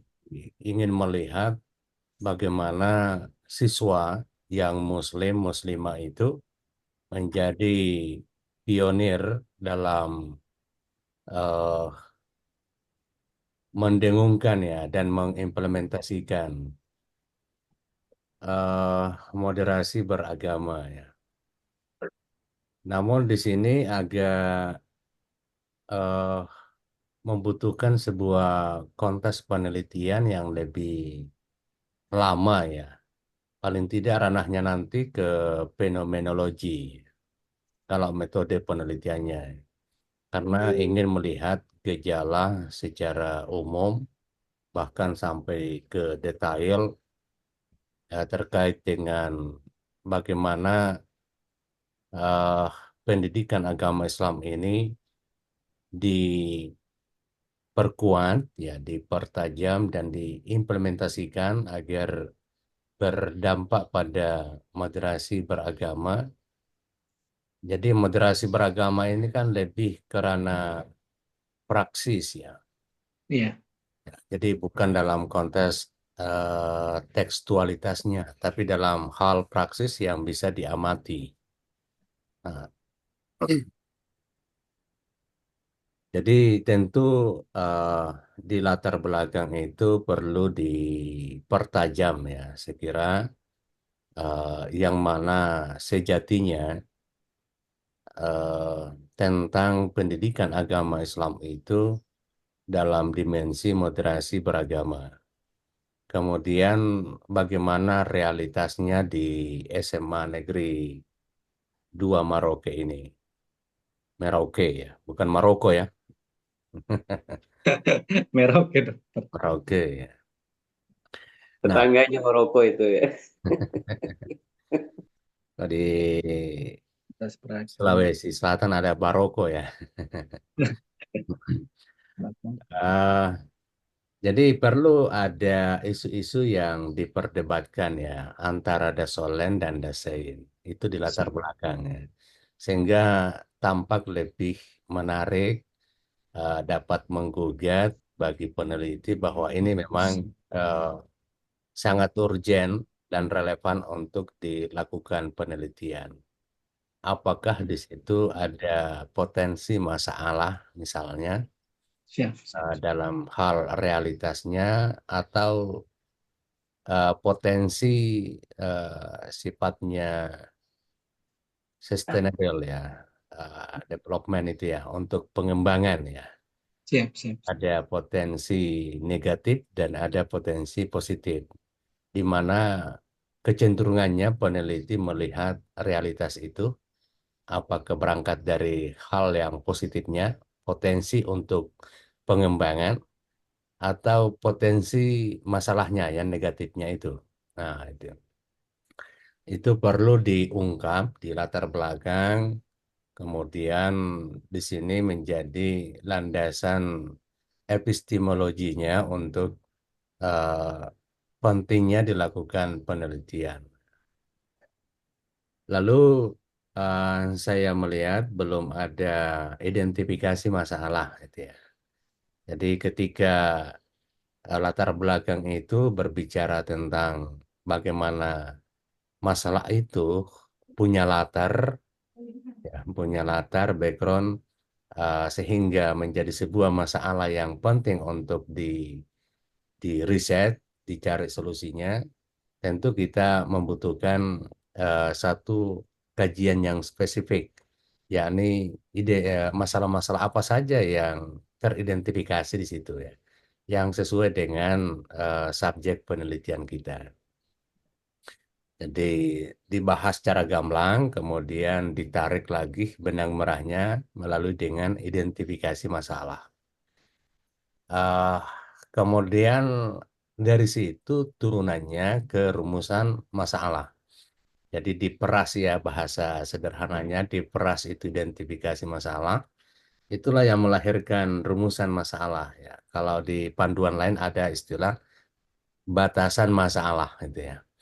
Jadi kita membatasi masalah yang dirumuskan, ya, tadi ada eh, satu rumus, ya, dalam merumuskan masalah ada pendekatan filsafat ilmunya, ya.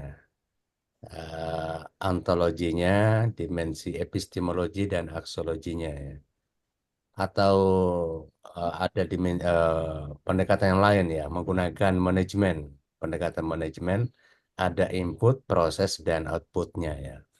Ya, itu punya punya substansi yang sama, gitu, ya. Paling tidak itu ada tiga yang secara implisit itu ada di dalam rumusan masalah yang akan diteliti itu. Eh, Tentu kata yang representasi di dalam merumuskan masalah itu adalah kata tanya yang mengelaborasi, ya, bukan hanya deskripsi. Misalnya tadi deskripsinya apa, ya itu ya. Apakah ada, itu kan sifatnya nanti deskriptif ya. Kalau mengelaborasi kan ada pertanyaan bagaimana itu ya, mengelaborasi, menggali lebih mendalam gitu ya. Jadi supaya nanti kajiannya itu apalagi ini penelitian kualitatif itu kan memang tuntutannya bersifat naturalism ya. Secara alami me- mengkaji, mengobservasi secara alami dari waktu ke waktu secara apa namanya partisipatori ya. Jadi tentu pertanyaan pertama ya apa yang dijadikan sebagai input atau ontologinya ya. Jadi misalnya tentu di sini pertanyaan bagaimana terkait dengan PAI-nya ya atau berangkat dari moderasi beragama ya. Bagaimana kondisi moderasi beragama di SMA negeri ya, itu juga bisa menjadi satu penggalian informasi ya. Apakah di sana memang tampak secara fenomena tentang moderasi beragama ya, meskipun tidak menggunakan term itu ya. Tapi secara indikator itu nampak di sekolah yang diteliti ya.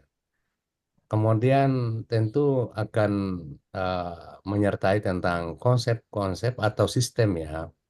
Bagaimana sistem pendidikan agama Islam itu dalam kaitannya di sekolah itu ya. Karena pendidikan Islam, agama Islam ini yang mau diteliti itu adalah konteksnya di secara eh, perilaku dan budaya sekolah.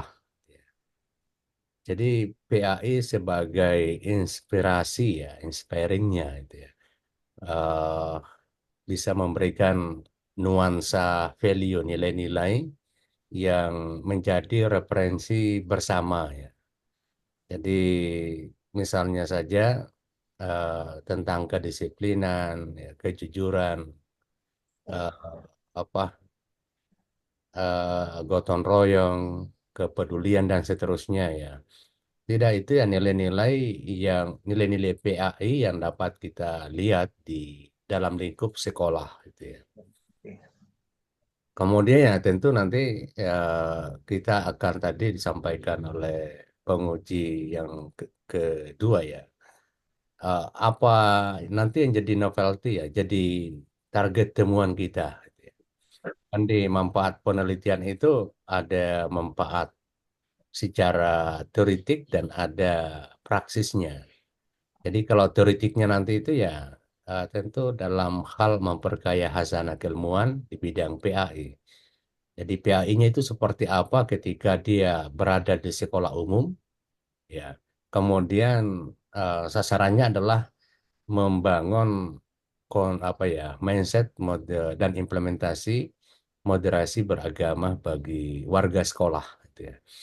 Jadi nanti secara praksisnya ya menjadi referensi bagi para praktisi pendidikan ya, bagi para guru dan seterusnya. Jadi itu dipertajam ya.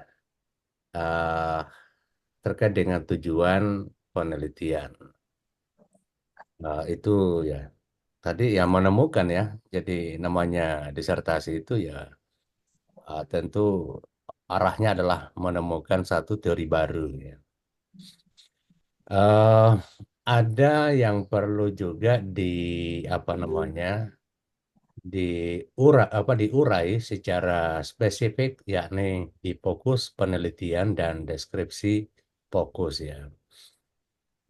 Misalnya fokus penelitian ya kita bagi fokus penelitian yang diurai di situ adalah subjek penelitiannya yakni PAI berbasis multikultural.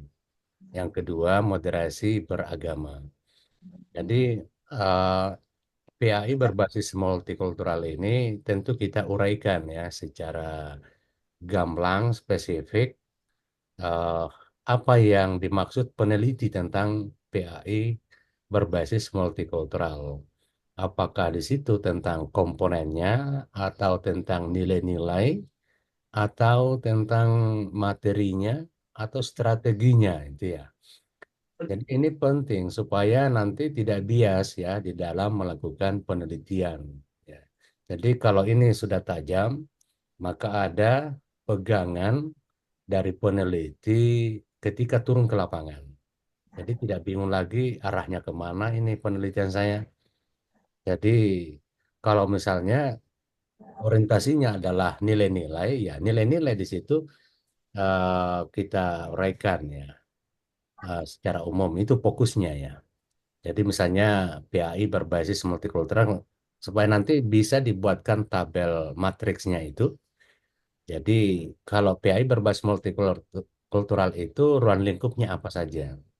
Nah tentu penjelasan narasi sebelumnya itu kan ada ya. Jadi itu tadi PAI berbasis multikultural itu dipertajam apakah di ranah materinya atau di ranah value nilai-nilainya atau strateginya atau medianya atau tentang apa evaluasinya ya. Jadi dipertajam itu ya. Dan itu ikhtiar dari seorang peneliti yang tentukan itu ya.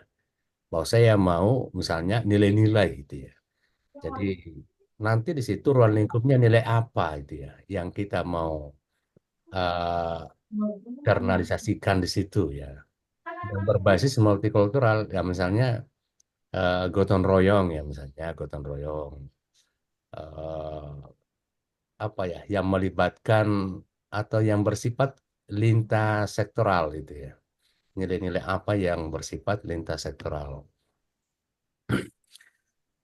Eh, kemudian kalau moderasi beragama kita jelaskan, kemudian ruang lingkupnya apa itu ya. Dan misalnya ya kecintaan apa patriotisme atau nasionalisme, toleransi, kecintaan terhadap budaya lokal dan seterusnya. Nanti di deskripsi fokus itu baru kita uraikan satu-satu gitu ya. Jadi kita uraikan satu-satu.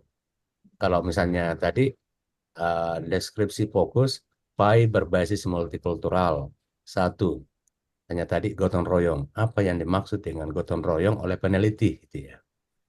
Nah, itu kita uraikan supaya lebih lebih operasional, lebih mudah dipahami eh, bahwa inilah gotong royong yang dimaksud dengan peneliti ya.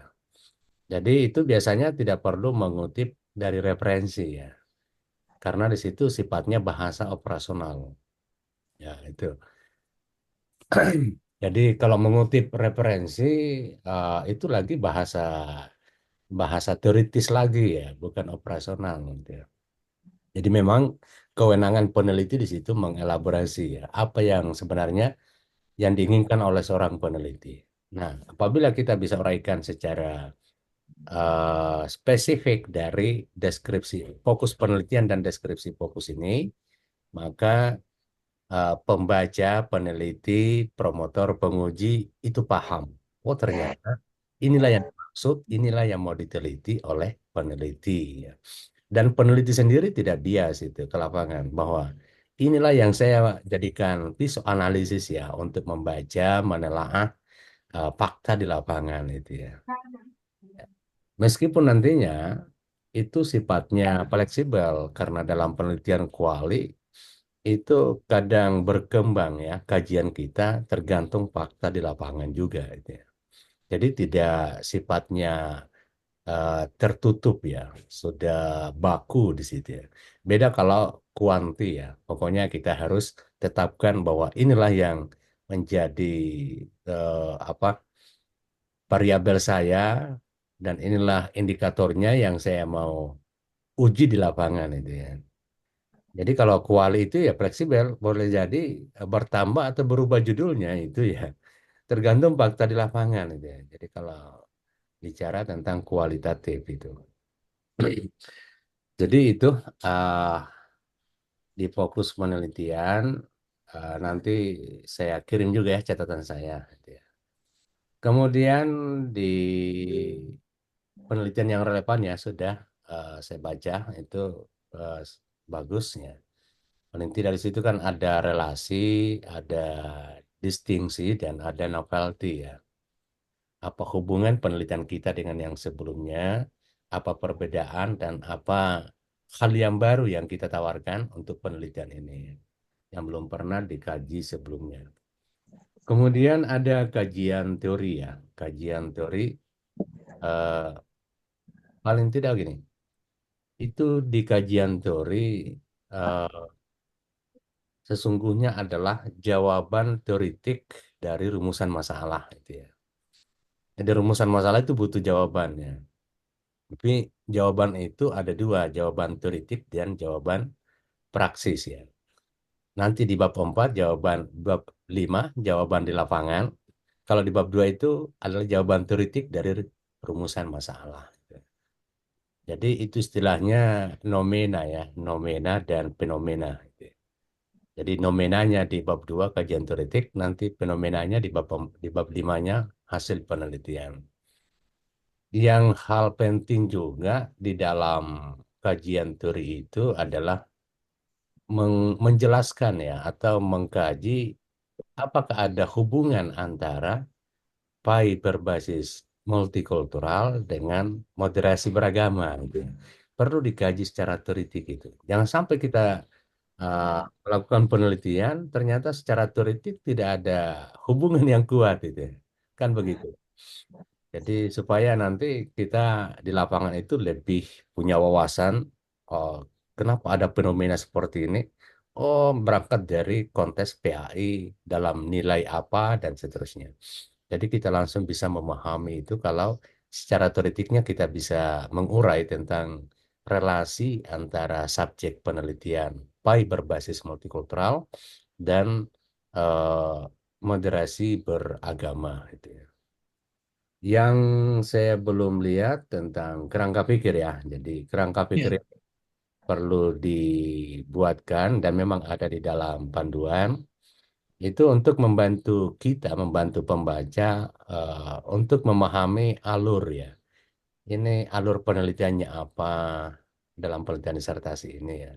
Tentu nanti eh, dinarasikan baru dibuatkan bagannya ya, gambarnya itu. Supaya ya ada yang orang yang cepat membaca gambar, ada juga yang cepat memahami dengan membaca naskah atau teksnya itu ya. Eh, Metode penelitiannya saya melihat ya kualitatif. Ya, pada prinsipnya ya kualitatif itu adalah deskriptif ya. Tapi dipertajam lagi kalau tadi saya membaca itu fenomenologi ya, pendekatannya ya, pendekatan fenomenologi. Kalau ingin melihat gejalanya tentang moderasi beragama. Tentu di sini kita sesuaikan ya dengan misalnya di teknik analisis datanya ya. Jadi meskipun itu ada Mel Haberman itu ya, itu adalah payungnya ya, secara umum untuk penelitian kuali dan secara spesifik di bawahnya ditambah lagi dipertajam tentang analisis data fenomenologi ya. Jadi itu supaya benar-benar kita punya tahapan yang jelas di dalam menganalisis data yang ada. Lalu kita tidak apa namanya tidak punya rujukan kalau data ini apa sudah jenuh ya sudah utuh gitu ya atau belum ya karena belum ada saya lihat uji validitas. keabsahan data itu ya. Itu jadi uji keabsahan data itu terutama dalam dimensi triangulasi itu perlu dilakukan ya untuk bagaimana mendapatkan data yang sahih itu perlu ada sinkronisasi misalnya dari segi sumber. Ada data wawancara, data observasi, dan ada data studi dokumen. Kalau hanya mengandalkan wawancara ya kadangkala pimpinan itu ketika diwawancarai terkait dengan wilayah kekuasaannya itu cenderung yang positif-positif saja. Tidak ingin menyampaikan yang bisa menjatuhkan citra sekolahnya.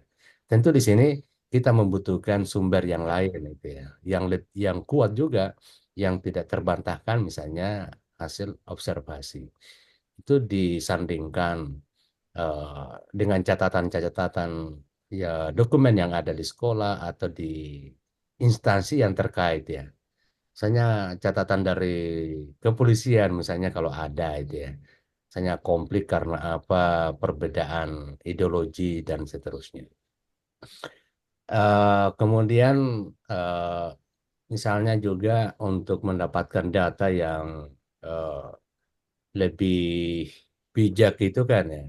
Kadangkala kalau kita wawancarai informan kunci di sore hari, itu tingkat memorinya itu kan terbatas ya. Karena seharian capek kerja, mungkin banyak masalah, stres gitu ya.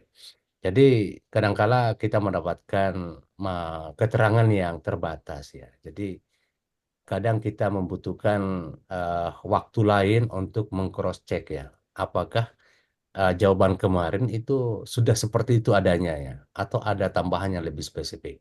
Itulah yang disebut dengan triangulasi waktu. Jadi misalnya juga ya, Pak Slamet ini dihindari kalau misalnya mau wawancara di tanggal tua misalnya kan itu ya. Itu ya. Carilah tanggal-tanggal mudah itu ya. Waya itu Oh, terang benderang ya, informan itu ya, memberikan keterangan. Eh, Hal yang terakhir yang saya ingin sampaikan adalah itu penggunaan term tadi ya, misalnya istilah minoritas mayoritas ya.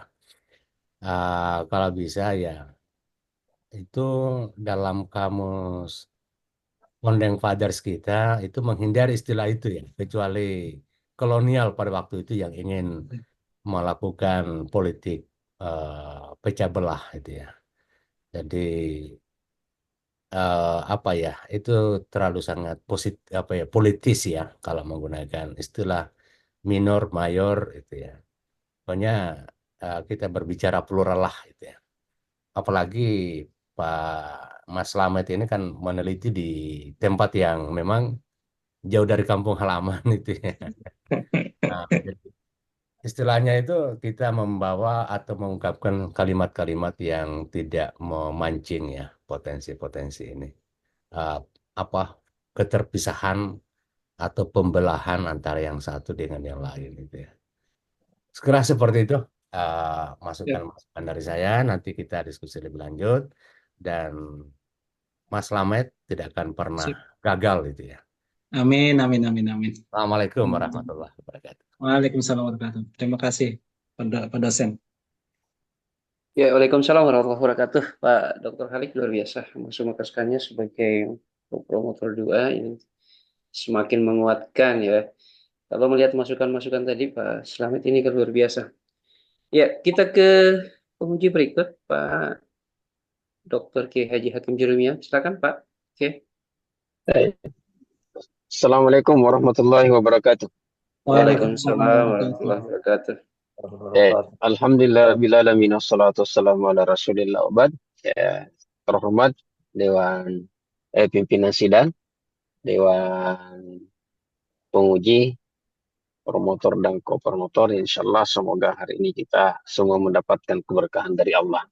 Amin. Tentu terkhusus kepada Formopendus Bapak Slamet Sugeng ya. Insyaallah semoga Allah memberikan kemudahan. Amin, amin. Tadi saya banyak menyimak dari penguji-penguji dan promotor sebelumnya. Masya Allah sudah banyak masukan yang perlu diperhatikan oleh Mas Sugeng nih.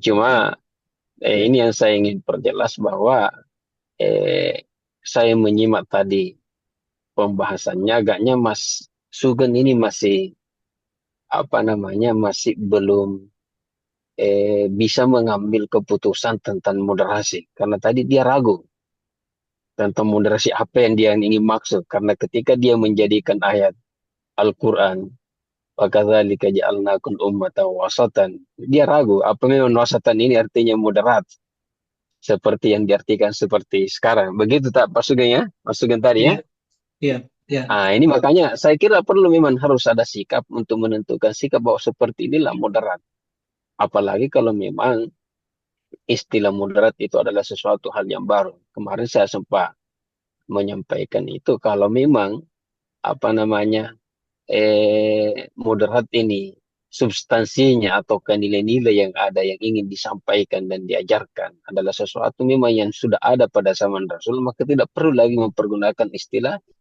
moderat. Nah, karena itu akan membuat orang memahami seakan-akan bahwa apa yang kita lakukan ini berbeda dengan seperti apa yang dilakukan oleh Rasulullah Sallallahu Alaihi Wasallam. Nah, padahal kan, ya, nah, ini kalau kita lihat sebenarnya ayat wa kadzalika ja'alnakum ummatan wasatan ya. Wasatan itu ya kalau dibuka buku-buku tafsir seperti tafsir At-Tabari dan lain sebagainya, kata-kata wasatan itu bermakna adulan khiyaran ya, sebagai orang-orang yang adil dan orang-orang yang terpilih. Dan itu memang sebenarnya ditafsirkan oleh ayat setelahnya karena Allah mengatakan litakunu syuhada 'alan nas kan begitu. Wa kadzalika ja'alnakum ummatan wasatan litakunu syuhada 'alan nas. Ya, dan dalam hadis itu, ya, hadis yang sahih disebutkan riwayat tentang penjelasan dan penafsiran apa namanya ayat tersebut.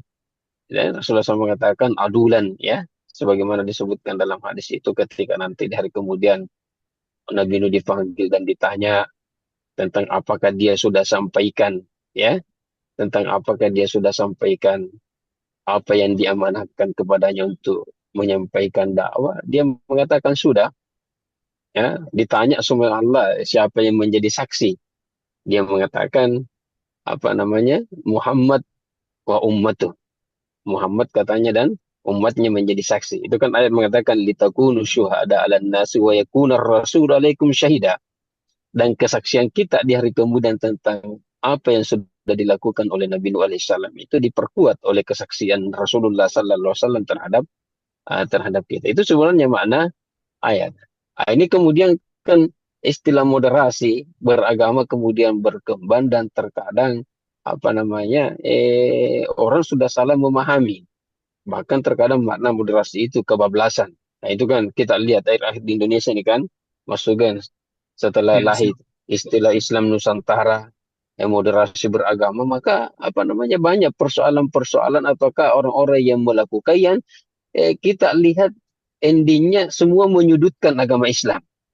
Ya, seakan-akan moderasi beragama itu yang dituntut saja untuk moderasi beragama adalah umat Islam. Dan saya juga tadi berpikir, apakah memang saudara-saudara kita yang beragama lain di sebelah ini, apa namanya segiat ini juga mahasiswanya membahas tentang moderasi beragama atau cuma kita agama Islam saja? Pokoknya yang orang-orang Kristen, orang-orang atau orang-orang Yahudi atau beragama lain selain Islam, apakah mahasiswa-mahasiswanya juga apa namanya segiat ini membahas tentang moderasi beragama atau cuma kita yang sibuk membahas tentang pendidikan moderasi beragama sementara mereka santai-santai saja? Atau umpamanya apa Mas Sugeng pernah menemukan satu tulisan sederhana saja umpamanya dari orang kalangan orang-orang non-muslim yang membahas tentang moderasi beragama ataukah mereka membuat disertasi ataukah tesis atau skripsi tentang hal ini? Yang selama ini kita akan lihat yang apa namanya yang ada adalah orang-orang Islam saja. Jadi saya kira gini. Kemudian yang kedua, ini kan apa namanya disertasinya judulnya multikultur dalam membentuk sikap moderasi beragama peserta didik. Ya, saya ingin tanya dulu berarti di sekolah SMA apa tadi Negeri 2 Merauke ini kira-kira artinya sikap moderasi peserta didik di situ apa namanya seperti apa? Di SMA itu kan mayoritas secara data itu banyak kan muslimnya. Dan kemudian ketika dalam kegiatan keberagamaan mereka itu sering disudutkan, terutama dalam kegiatan Natal bersama. Nah, kemudian ketika mereka tidak ikut kan saya juga dulu pernah ikut membantu di sana ngajar PAI 2 semester. Jadi misalkan kalau Natal bersama kan itu kan ada apa ya rangkaian acara. Maunya kita ketika acara makan-makan, ya kita ikut saja. Tapi ketika ritual itu kita nggak ikut. Nah, kemudian mereka sering menyampaikan, loh kita juga pas hal bihalal ikut dari awal Ya, sampai akhir. ya. Nah, itu yang Ini kemudian baik. menjadi masalah bagi saya menjadi masalah. Akhirnya karena mereka takut dikatakan tidak toleran, tidak dan seterusnya. Akhirnya mereka ikut, bahkan guru-gurunya juga ikut karena tadi top leadernya itu Ya, kepala sekolahnya. sebenarnya itu yang menjadi masalah karena kan kalau kita mengikuti indikator moderasi yang ada kan ada 4 yang disebutkan itu salah satu diantaranya Ya, toleransi. Dan siap. makna toleransi itu sendiri, apa namanya, kita sendiri memperselisihkan. Pandangan kita tentang toleransi berbeda dengan pandangan orang-orang yang terkadang di atas itu. Yang ada kepentingan Ya, duniawinya itu terkadang berbeda memandang makna toleransi. Nah, ini yang perlu apa namanya, dipertegas. Umpamanya indikator moderasi seperti toleransi anti kekerasan termasuk umpamanya mengakomodasi budaya lokal sampai di mana batasan mengakomodasi budaya lokal itu dalam ini kan kita pendidikan agama Islam tentu kita punya batasan-batasan, ada siap. ketentuan-ketentuan baik dari Al-Quran maupun dari hadis Rasulullah Sallallahu Alaihi Wasallam. Maka saya kira perlu ada sikap ini tentang makna moderasi yang diinginkan, ya. Jadi saya terkadang kata kalau moderasi artinya seperti yang pernah dilakukan oleh Rasulullah Sallallahu Alaihi Wasallam, ya, saya katakan kita ini kurang. Kalau umat Islam, kita sebenarnya umatnya Rasulullah tidak perlu diajar moderat. Siap. Kita umatnya Rasulullah SAW tidak perlu diajar toleransi. Kita ini kurang toleransi apa kita? Kemudian, tapi kita terkadang yang sibuk membahas tentang toleransi, membahas tentang apa namanya terorisme, apalagi sementara yang lain santai-santai saja. Kita disibukkan dengan hal-hal, ya. Nah ini, kemudian yang ketiga tadi sudah banyak disampaikan juga termasuk saya tadi ingin sampaikan tentang hadis. Saya juga mempertanyakan kenapa hadisnya apa namanya penulisannya disimpan di footnote di hamisnya, sudah ditarik ke atas. Jadi takhrijnya itu apa namanya rujukannya atau referensinya ya sebutkan saja. Kalau memang hadis itu disebutkan dalam Imam Bukhari dan Muslim, Pak apa namanya Pak Slamet tidak perlu menghukumi hadis itu, ya, kecuali kalau memang hadis itu bukan dalam Sahih Bukhari dan Muslim maka perlu mengutip apa namanya pandangan ulama tentang hukum hadis, tentang hukum hadis tersebut. Siap, siap. Saya kira itu dari saya kepada pimpinan sidang. Semoga insya Allah ke depannya kita lebih bisa memberikan masukan-masukan lagi pada ujian hasilnya. Yes. Saya kembalikan kepada pimpinan sidang. Assalamualaikum warahmatullahi wabarakatuh. Waalaikumsalam. Waalaikumsalam warahmatullahi wabarakatuh. Ya, terima kasih atas masukan-masukannya pada kita sepanjang ini. Luar biasa buat Pak Sugeng. Semoga ini menjadi satu spirit yang menguatkan kita lebih lanjut. Ya, saya pikir demikian. Dewan Penguji yang saya hormati, terima kasih banyak. Selamat buat Pak Sugeng sudah sampai di kasih. sini. Insya Allah akan lanjutkan Amin, dengan amin. seminar hasil setelah melakukan penelitian Amin. dan dikelola dengan baik. Dan pada seluruh partisipan juga sempat hadir pada kesempatan hari ini. Selamat ya, insya Allah Ibu EN kayaknya hari Sabtu ya sepertinya Sabtu. akan mengikuti. Ya, saya pikir demikian. Terima kasih dan mari kita tutup seminar kita dengan bersama-sama. Alhamdulillahirabbil alamin. Alhamdulillah. Assalamualaikum warahmatullahi wabarakatuh.